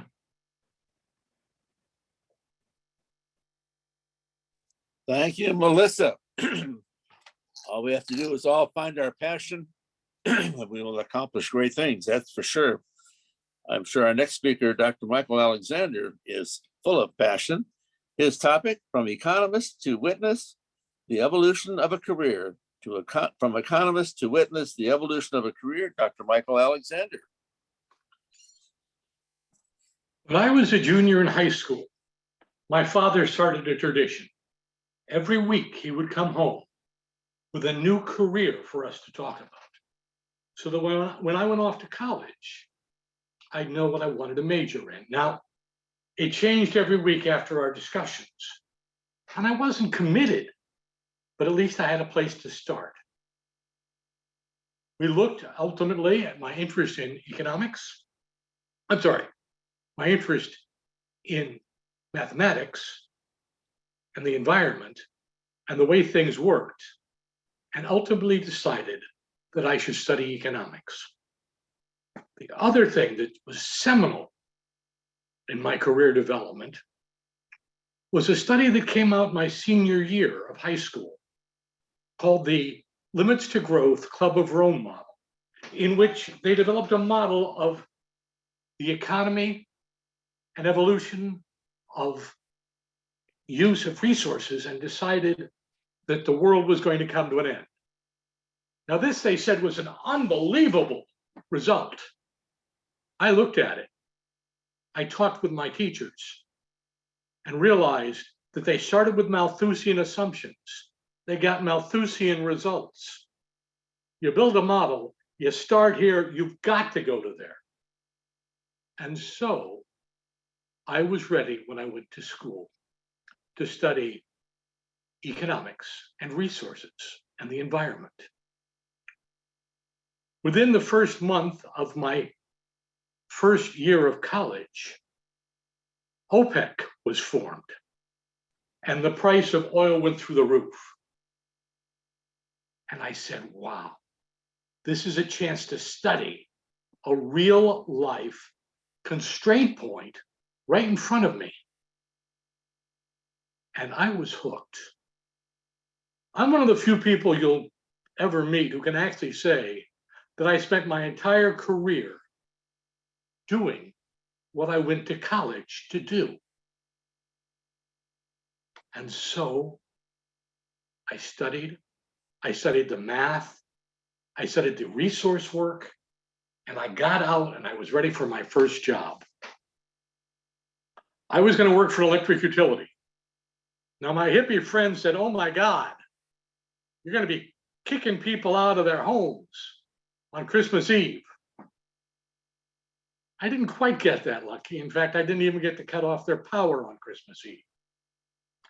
But while my hippie friends were chaining themselves to fences to stop nuclear plants from being built, and the cops came around with wire cutters and just chopped them down, took them away, I worked for an electric utility. And I performed a study for that utility, which showed that the nuclear power plant didn't make sense. So they didn't stop it. I did. They went to jail. I got paid. This is a good thing. Now, not everything worked as well as you would expect, because when I started my first job, they did what they always do to people at their first job. They dumped a whole bunch of books on us and said, this is what we do, read this, and we'll talk to you in a couple of weeks.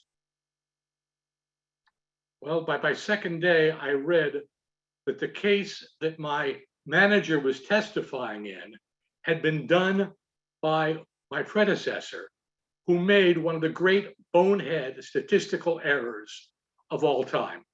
I won't bother you with the math, but suffice it to say, I had to tell him, you can't use this study, it's a disaster. But I kept working. I kept working for the utility until the moment came when I got a job offer for a bank in Chicago. And I went out there and I had one of the greatest job interviews of all time. It started when the manager said, if these interviews go as we expect, by the end of the day, we'll make you a job offer. It was kind of a calm day and exciting and dramatic. And I got home and I said, I don't want to move. I don't want to pack. I wonder how much trouble I'd have getting out of my lease. And as I vocalized the word lease, there was a knock at my front door. Everyone out of the building were on fire. The fire started directly above my apartment. Some guy had left his towel wet in front of the heater. The fire went up, so I didn't have fire damage, but I had water damage like crazy. And I went to Chicago to work for a bank, and I learned more math. And then I spent a brief time working for the Air Force, of course, but I went back to get a job in Minnesota doing modeling of the resource use, electricity, gas, and oil, combined it with the studies of economic results in the state. And I got so excited by what I did and the model which I built that I convinced the governor to take my report on carbon neutral taxes and farm it out to the other 49 governors. And then they put me in charge of resource utility price modeling for the case studies. Did I tell you guys that I liked arguing? Did I tell you that the favorite note I had in my yearbook was to Michael, the only person I enjoy losing an argument to? I had the time of my life. Other people said, no, I don't want to be there. You guys know table topics? Do you like table topics? Imagine doing table topics for a living with one crucial exception. You have to tell the truth. It was a come down, but it was still fun. And ultimately, I wound up with publishing this book, Survive and Thrive on the Witness Stand. And I won over $1.4 billion for my clients. I loved energy modeling and I loved what I could do with it. And that's how my career evolved. Mr. Toastmaster. Thank you, Michael. And before we go on to our next speaker, I want to announce the next speakers that are coming up. And that after Connie Jameson will be Dr. Tina Silva. And then I think it's Lisa Wright. And no, I have David Flores, Lisa Wright. And after that, we'll get to Michael Osher, but we'll go from that. Our next speaker, Connie Jameson, just the way I like her, up close and personal. Connie Jameson. After several years of teaching at Sunshine School, a school for physically and multi-handicapped children, I was making a change. I had taught a readiness class of physically handicapped children.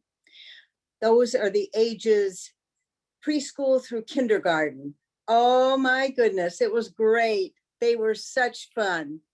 But a new program was being started, a special day class of physically handicapped students, kindergarten through third grade, the primary grades, and they would be housed on a regular elementary campus.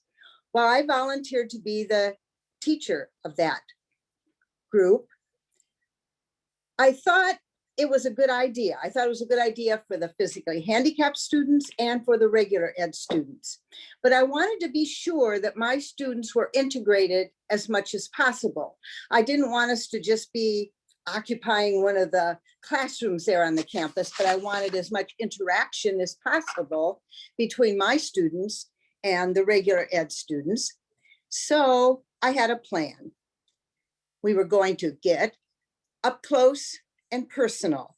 And to do so, I invited one of the elementary classrooms, one of the regular classrooms, one at a time, to come and visit us. So when they would come, and it was usually our first grade classroom, my students would be lined up in a row, and the classroom visiting would come and sit on the carpeting facing us. So we were up close and personal. That would give me the opportunity to introduce myself, to introduce my aides, the equipment that they would see our students using, such as braces, walkers, wheelchairs, and so forth. And of course, most importantly, to introduce my students one by one and tell something special about them. They got to meet, for example, Alex, who was a very smart little boy, confined to a wheelchair. And even though he was very smart, he could read, he could understand, he could not talk. So on his wheelchair tray was a communication board, and I explained how that would work. Nowadays, there'd be all kinds of technological advances, I'm sure, in the communication. But then it was a board with words and letters. And I taught the students how they could communicate with Alex by pointing to the choices, and Alex would blink his eyes, or I believe that's what he used. But there were ways that we could get messages back and forth. They met Annette, a beautiful young girl who was paralyzed from the neck down due to an accident. So she was in a standing type wheelchair. And even though she could talk and she understood all the lessons, she could not, of course, use her hands to write. She was learning to write with a pencil in her mouth. They have mouth artists, and she would be able to write and to draw in that manner. And I must tell you about Gustavo. Oh my goodness, Gustavo had to wear a helmet. He had braces, he used a walker. He would maybe try to talk, but it would be very difficult to understand him. However, Gustavo was a little magnet. Students were drawn to him. He had the biggest smile, the most positive attitude, that with all these challenges he faced, kids were just gathered around him, enjoying him, and of course, Gustavo enjoying them.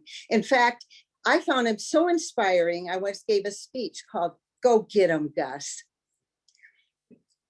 I figured that once the students got to know my classroom of individuals as individuals, then they would also realize the personalities of the students. And they would find out that Michael, oh, he should be a social director. He was a chatterbox and he loved to know what was going on, very curious about everybody and everything. Or Kira, who was rather quiet and shy, but had a wicked sense of humor, so people loved to be around her. Yes, the students would get to know them, the person, as far as the way they looked and moved and acted and communicated, but also the personality, and find out that just like in their classes, quite a wide range of personalities, it was the way with my class as well. I also made sure that I talked about safety, especially with the wheelchair, so my students would be safe on campus, and the regular ed students would know about the rules, especially during recess times. I pointed out that when they were in the cafeteria, they might see some of my students being fed by the aides, because obviously they couldn't use their hands to do so themselves. And that we had a special bathroom because some of our students needed help in the bathroom, and that was one of the jobs of the aides.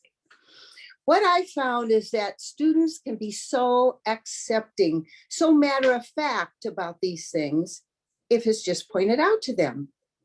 In all my years of teaching the special ed students on the regular campus, I was never aware of any teasing, of any negativity toward my group. I pointed out that I thought it was a good situation for us and for the regular ed students. So let me share about John. I had an upper grade teacher, one of the 4th, 5th, or 6th grade teachers, who came and said, could we try having John be a helper in your classroom? Because he was always in trouble on the playground. And he would just have to sit out because he was frustrating all the kids and all the playground supervisors. So I said, let's give it a try. John was a helper.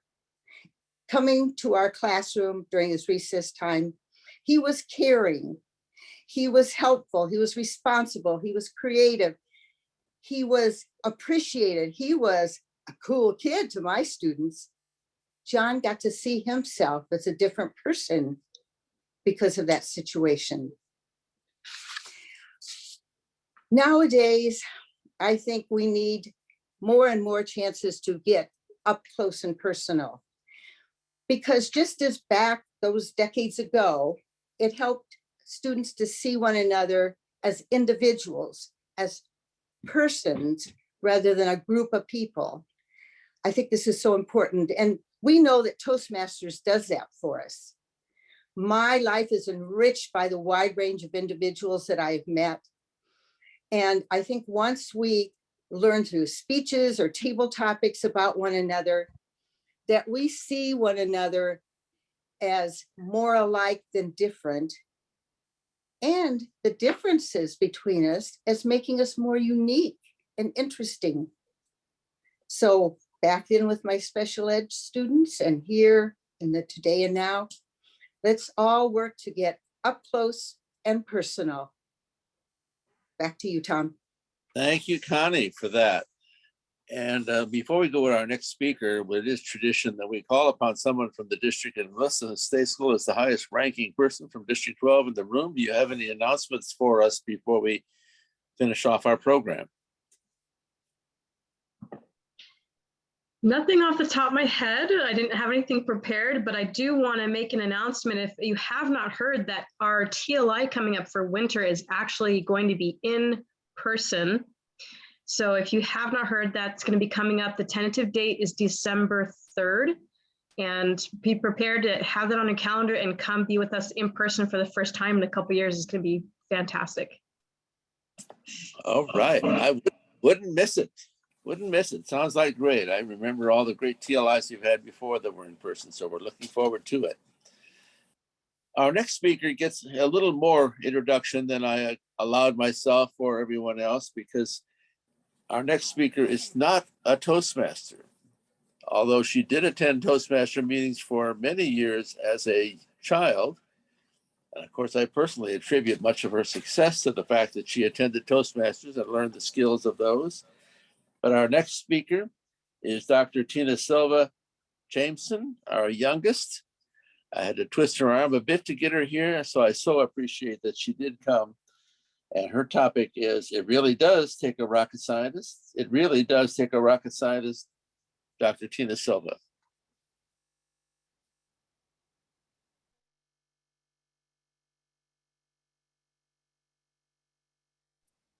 You're muted, Tina. Okay, thank you, Mr. Toastmaster. I'm sure people have heard that saying, it doesn't take a rocket scientist to do this. And in my house, it's a funny joke. My husband thinks he's super funny because he says that to me all the time. Except in my instance, I really am a rocket scientist in every sense of the word.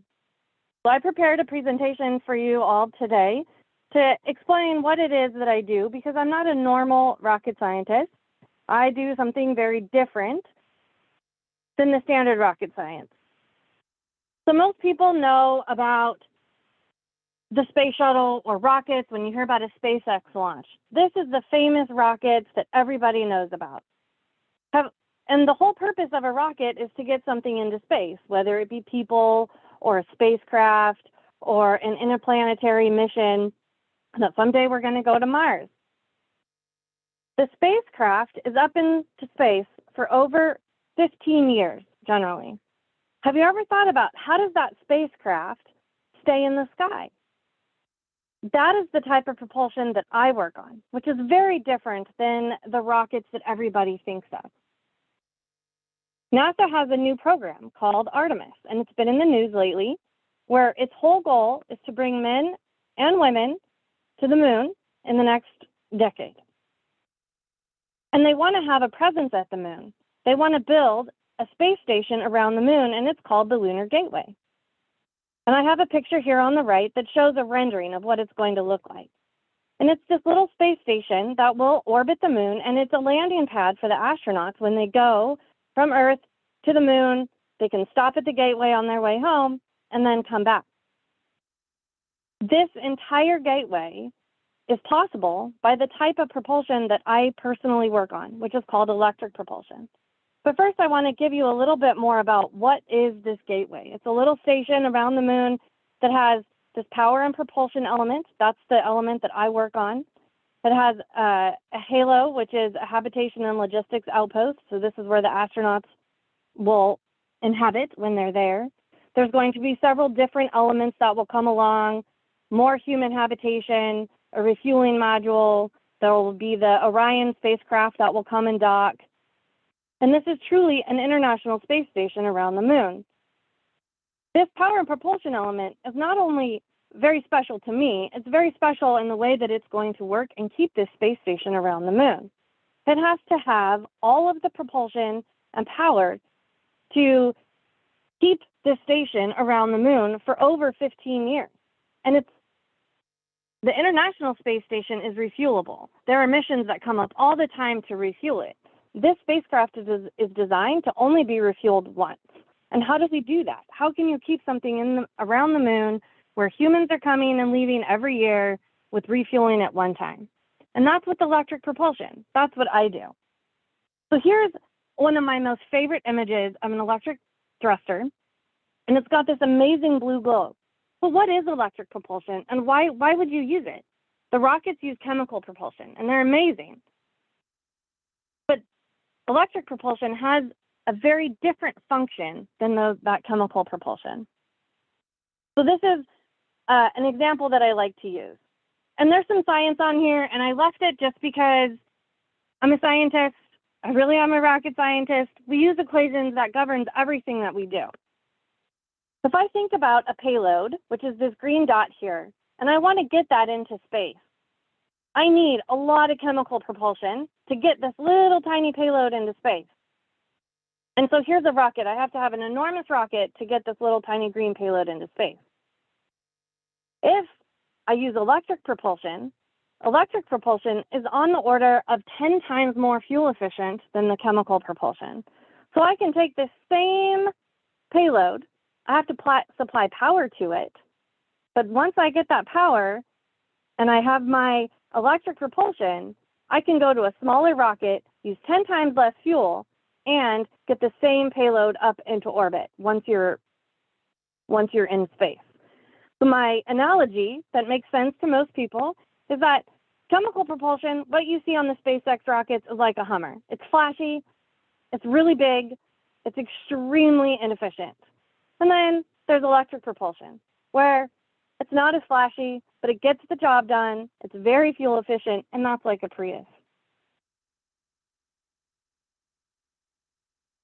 What some of you may not know is that you actually see rocket propulsion every day. For those of you that have xenon headlights, that is the same technology that is used for this electric thruster. Inside your light bulb, if we can remember way back to high school chemistry, there's an anode, which is positive, a cathode, which is negative. The cathode emits electrons. There's an anode, which is going to attract those electrons, and then there's some neutral gas around it that gets ionized, and that's what makes that blue glow. It's the same thing. That's what happens inside your xenon headlight in your car that we use to make, on the PPE element, we have the world's most efficient and most powerful thruster that is going to be flown in electric spacecraft. And we have 3 of them on the back of the PPE. And this is a picture of it firing in a vacuum chamber. And I like to call this the world's most expensive light bulb, because that's what we've made, is we have a light bulb here that's in our car, and we're putting something that's far more powerful, but it's the same technology, and it's actually going to keep the Lunar Gateway around the moon. This is also one of my favorite images, where it's a rendering. Obviously, it hasn't happened yet. We're supposed to launch probably in 2025, and you can see all this blue glow in the back. And this is how we're going to launch. In our rocket in 2025, we're going to have the power and propulsion element and the very first element on the gateway, which is Halo.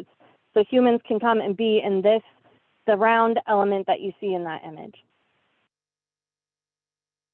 So back to the Hummer and the Prius analogy. I like to joke that a rocket, it's 8 minutes into space. So after 8 minutes of all the smoke and fire and the flashiness, it's done. And then you drop off your spacecraft in orbit, and then now it has to get somewhere and stay somewhere for the next 15 years. So we do that with electric propulsion. And this is very special. NASA has only flown 2 of these electric satellites in its entire history. This will be the 3rd satellite that NASA flies. My company's name is Maxar. Maxar has over 35 electric satellites in orbit that uses this same technology.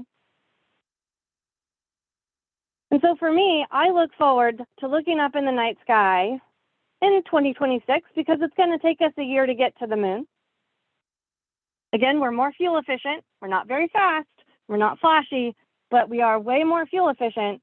And I'm going to look up in the sky and I'm going to know that humans are landing on the moon and coming back to this lunar gateway by what I do on an everyday basis by making the world's fanciest, most expensive light bulb on the planet, Mr. Toastmaster. Well, thank you very much. I'm not sure if I know a lot more than I did before, but I know a lot. Yes, I do know a lot more than I did before, even all our good conversations. Our next speaker is Lisa Wright, Food and Nutrition. Food and Nutrition, Lisa Wright.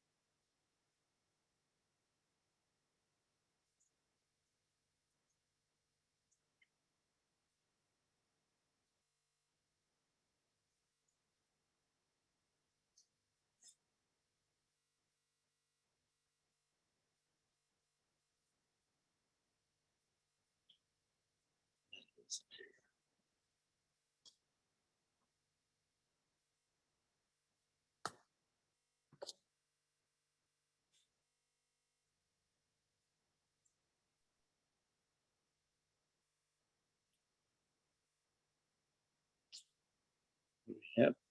Am I gone or is Lisa gone?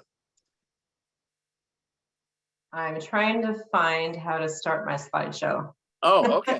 Okay. I just want to make sure I didn't step off the edge of the earth here. And sorry. I don't know how to get this bar out. I'm having a technical difficulty. Well, should we go on to our next speaker and then maybe come back in a bit after David? I don't know what works for you, but.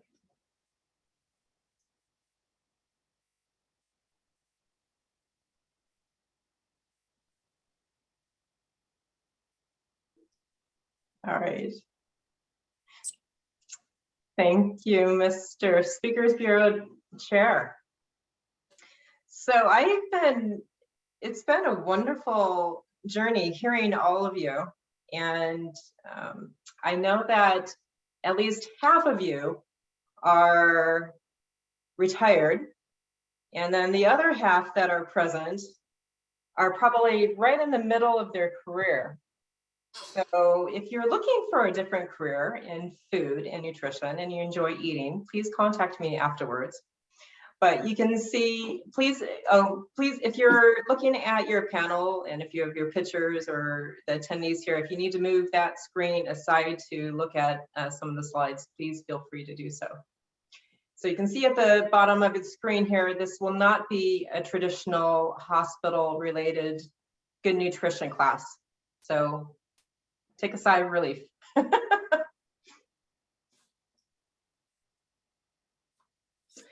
I will be talking about nutrition and for food. And although 90% of most nutritionists or registered dietitians that you'll meet are women, it is not strictly just for girls. We'll follow it up by following your passions and you get to do it all. So you're not just stuck in one career. Many of you have jumped different careers, and in food and nutrition, you can do the same thing. We will look at those some typical jobs that many of you have probably interacted with during your life, and then some not so common jobs. And then what I'm headed into over these next few years is my next chapter.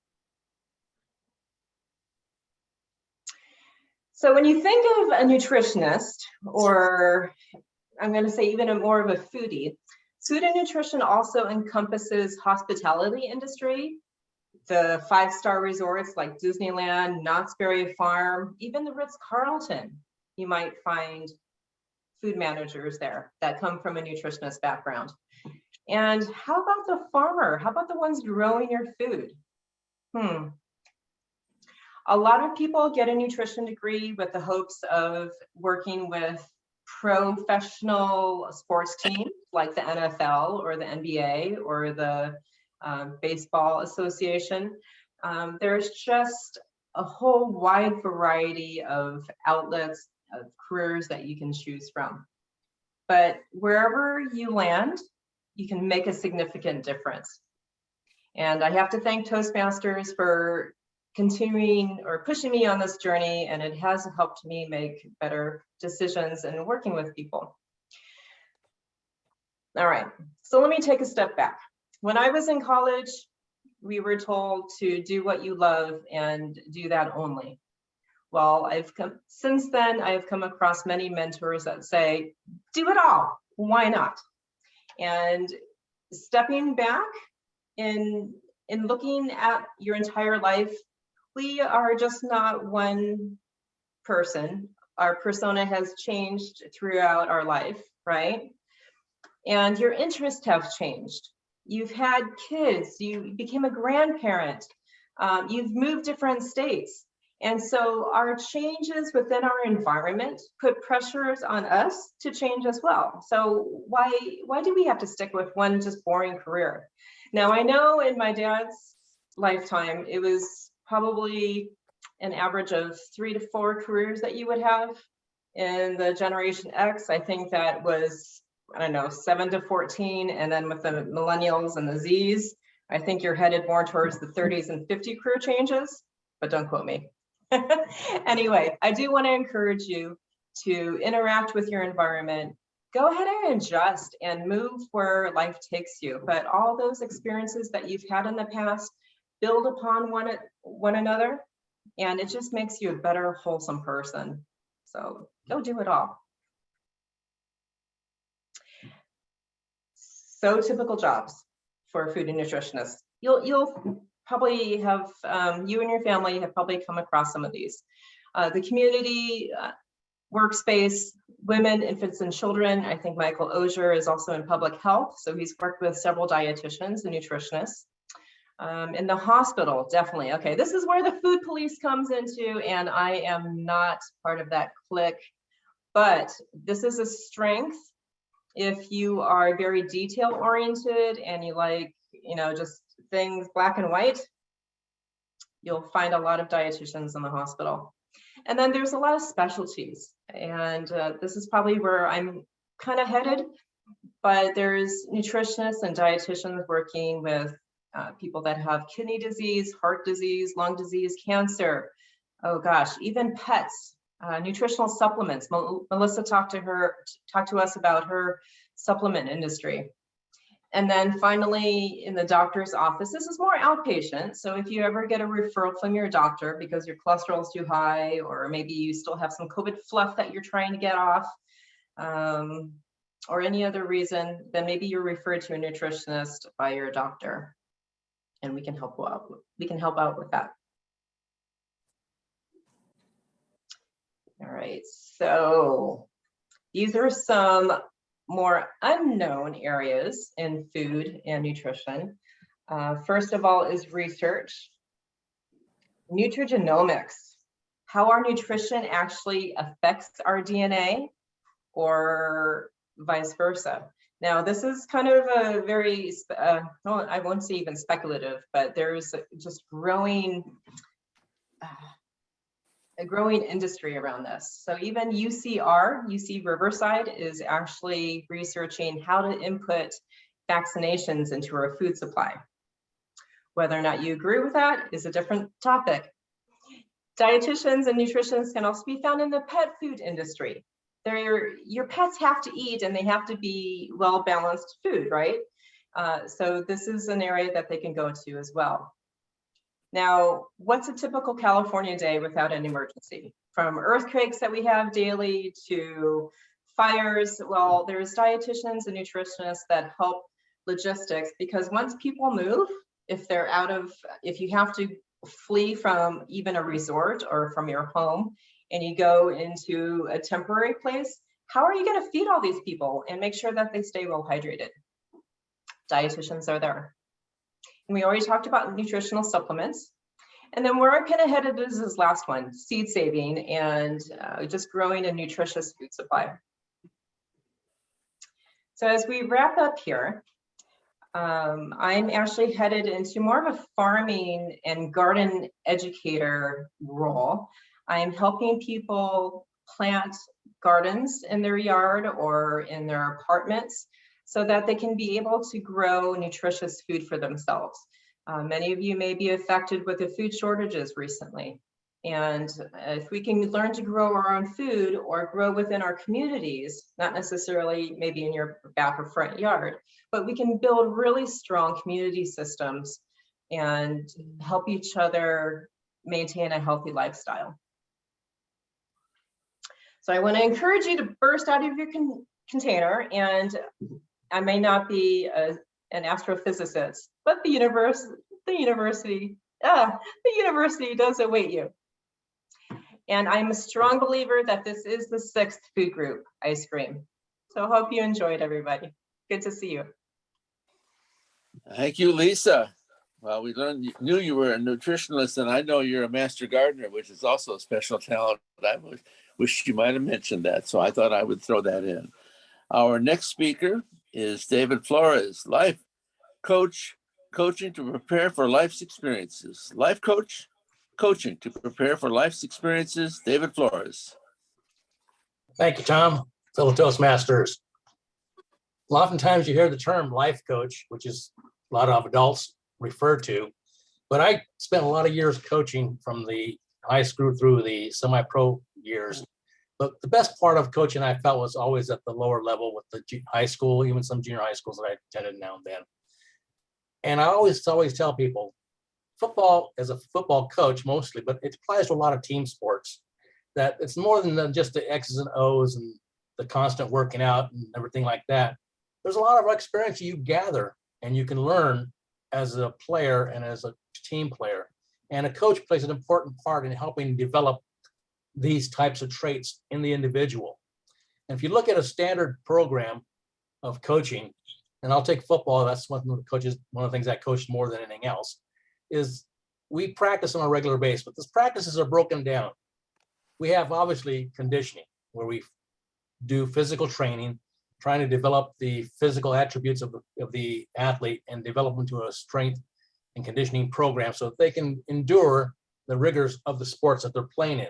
So it plays an important part in any program. In fact, it's a continuation of all programs.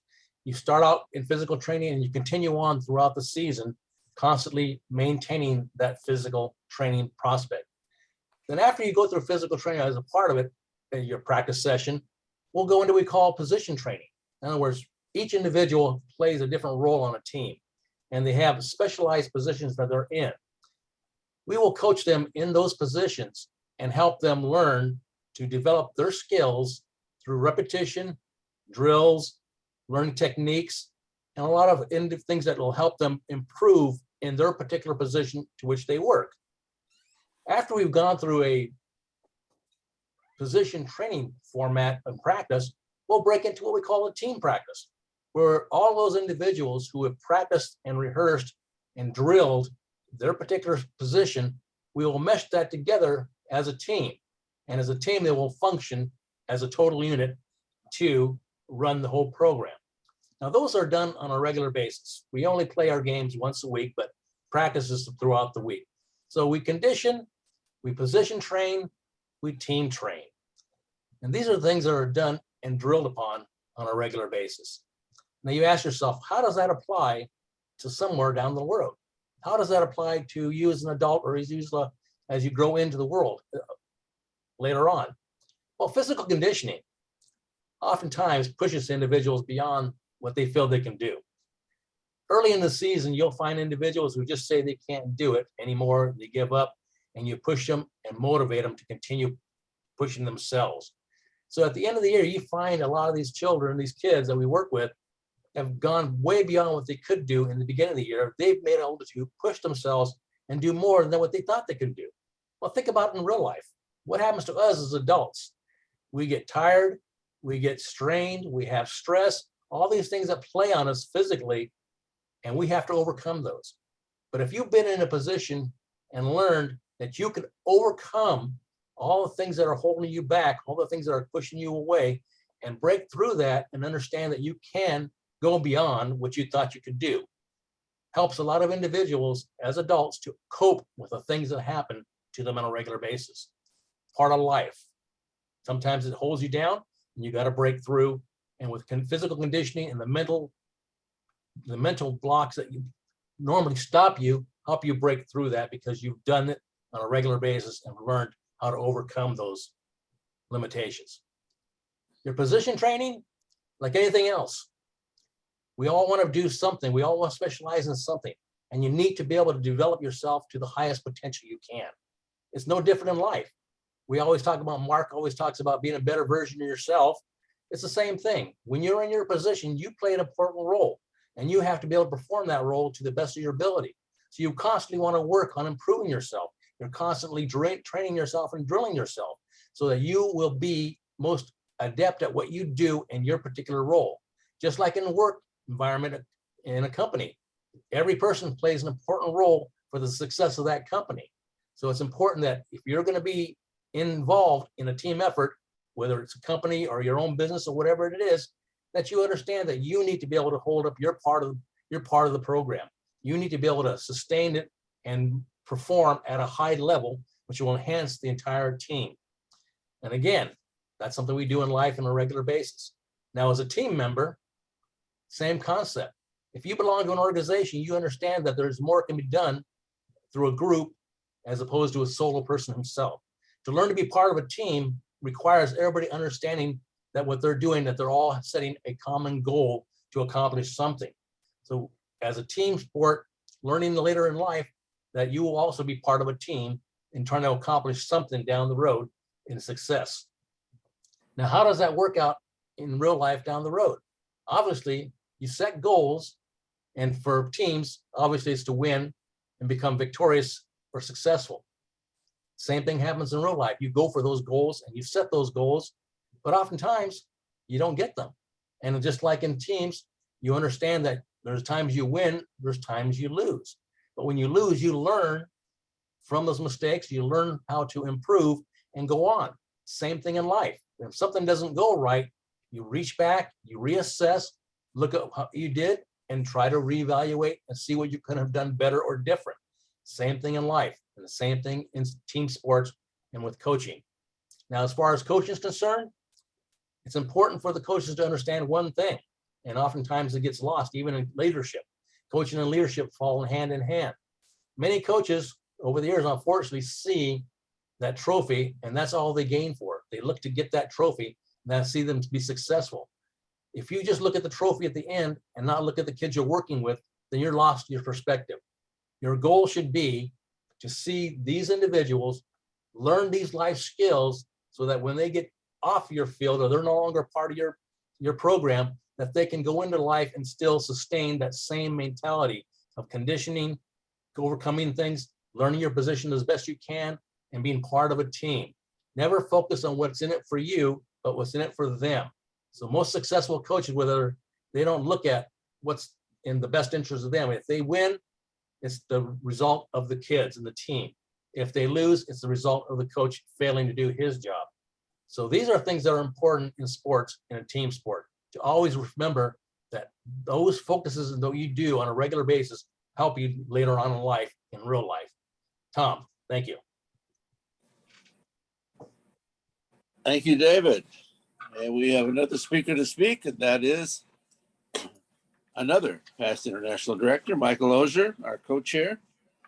Building health into everyday life. Building health into everyday life, Michael Ozier. We are all public health. As you know, I've retired in October last year from public health, but we still live public health every day. Now, some people do public health like Ed does it. He's teaching, if I count correctly, over 100,000 people CPR. The potential for all those people to save lives is huge.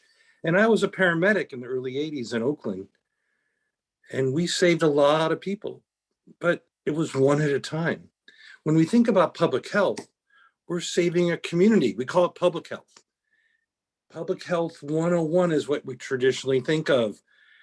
Stopping the communicable diseases like TB or cholera, smallpox, and we succeeded so well that we then created the next issue we call Public Health 2.0, where we have to deal with chronic disease, diabetes, cancer, everything to do with high cholesterol, because we've created this world where nobody could walk. It's a sedentary lifestyle. So then how do we deal with those? Now, some people say, oh, we have bypass surgery, we have medications, we have drugs, but that only takes you so far. Now, COVID aside, we'll come back to that in a minute. The more concept now as public health changes, and by the way, none of us were taught this in public health training school, masters in public health, though they're training it now. We call it public health 3.0. It's where you work within the community because the community knows best what they need to be healthy. Now, when I look at it, that's what I call building healthy communities, because how a planner plans a city determines the health of the community. If there's wide sidewalks and bike lanes and central plazas and squares, and people can walk to what they need to do or easily ride a bike or take mass transit, they will be healthier because they'll walk more, they'll be more physically active, they'll have opportunities to eat better. Think about if we made the healthy choice the easy choice. Imagine, I don't go to McDonald's, but imagine Lisa's at McDonald's, and right, and whatever you ordered, it came with hummus and chopped vegetables, and that you'd have to beg and pay extra for French fries or onion rings, and it'd be hard to get those. But if it came as a healthy idea, we could actually change the health of the community. Now, I love taking care of patients one by one, but in my public health role, I was responsible to think about this for the health of 2.5 million people. And my equivalent in San Bernardino, together, we're responsible for the health of 5 million people. How do you do that? I mean, it's kind of a scary thought. Now, if we think about COVID, how did that work? Now, we're not physicians, we are nurses.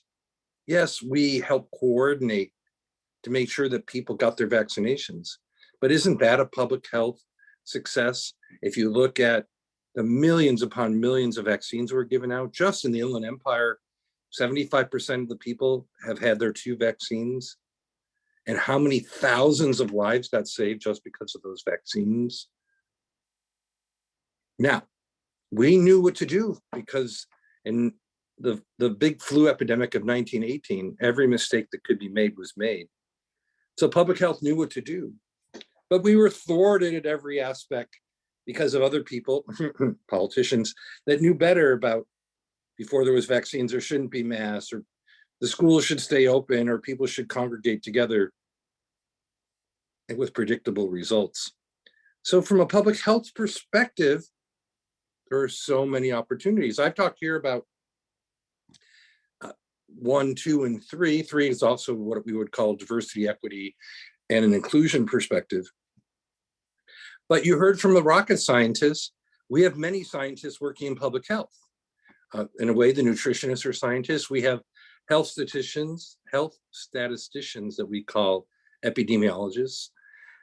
Esther, I wish she was still on. We have CPAs because all that federal money coming in needs to be spent properly and keep me from going to jail for fraud and abuse, right? And we need the biology people because environmental health with their hazardous materials response, restaurant inspections, health inspections are key to the health of a community as well. Who would want to go to a restaurant that's never been inspected or that has a letter C in their window? Those are restaurants to avoid if you clearly, and that it's not that hard to be a healthy restaurant, but you want to make sure that happens. Now, I haven't talked to Dr. Silva, but on that spaceship out there surrounding the moon, we got to find a way for those, I don't know if they're called astronauts or what they're going to be called, moonanauts. They still have to eat healthy. They have to be physically active. What are we going to do if they get a chronic disease, diabetes or cancer, and you can't fly them back right away? So the public health perspective of how they're going to keep those people healthy needs to be first and foremost. And for all of us, think about the world if we built it differently. Think about if the easy choice was walking a block or two to the store. Think if the easy way was the healthy food was cheaper. Think of it as the healthy food was the first and second choice. Think about it as, hey, My last 6 months in public health, I had a stand-up desk. I lost weight. I was healthier because I was standing instead of sitting at my desk. And all it took was a very simple electric desk that went up and down, and it cost very little compared to the other desks. And then everyone who wants to come in my office had to stand up for our meetings. The meetings were more productive, they were shorter, and we got more done in a short amount of time. So we can build health into everyday life.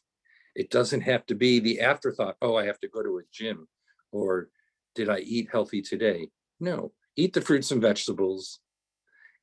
Chicken instead of beef, if you can do that. 10,000 steps a day. Hey, everybody at the convention in Nashville walked at least 10,000 steps a day. Get your vaccines, get boosted. Ensure everyone has all the vaccinations and immunizations they need as kids, and we can create a healthy community. Right now, our death rate is the highest it's been in generations. Our average life expectancy dropped just because of COVID. We can turn that back around. And I'd be remiss if I didn't say, remember, no smoking. No smoking. Always wear that seatbelt, because that's everything you do every day makes a determination to help you live a long and healthy life. Public health, we are all part of it. Mr. Jameson. Thank you, Michael. I don't know that stand-up desk, but you sold me at shorter meetings right there. That was enough to make me convinced that a stand-up desk sounds pretty good. I was scheduled to speak. We've already gone so far over that I think I'll skip my speech, and I sincerely appreciate all of those who put time and effort into preparing their speeches for today. We had a fun night. We went so far over, we were able to get the same number of speeches in, I think, from others for Father's Day, but this time we just didn't quite make it. So thank you all for being here. Our next meeting, and thank you all the other participants. Thank you, Ralph, for being our timer. Without that, we'd have been even farther over. So I appreciate that. Our next meeting is going to be October the 5th. And if you, as I said earlier, if you have working with someone seeking the qualified speaker status, please get to me so I can make sure they get it on the agenda. Again, thank you all for being here. I really appreciate the effort that all those speakers, I'm sorry those people had to be put off toward the end, but they stuck it out, and we appreciate your efforts. And we will see you next month.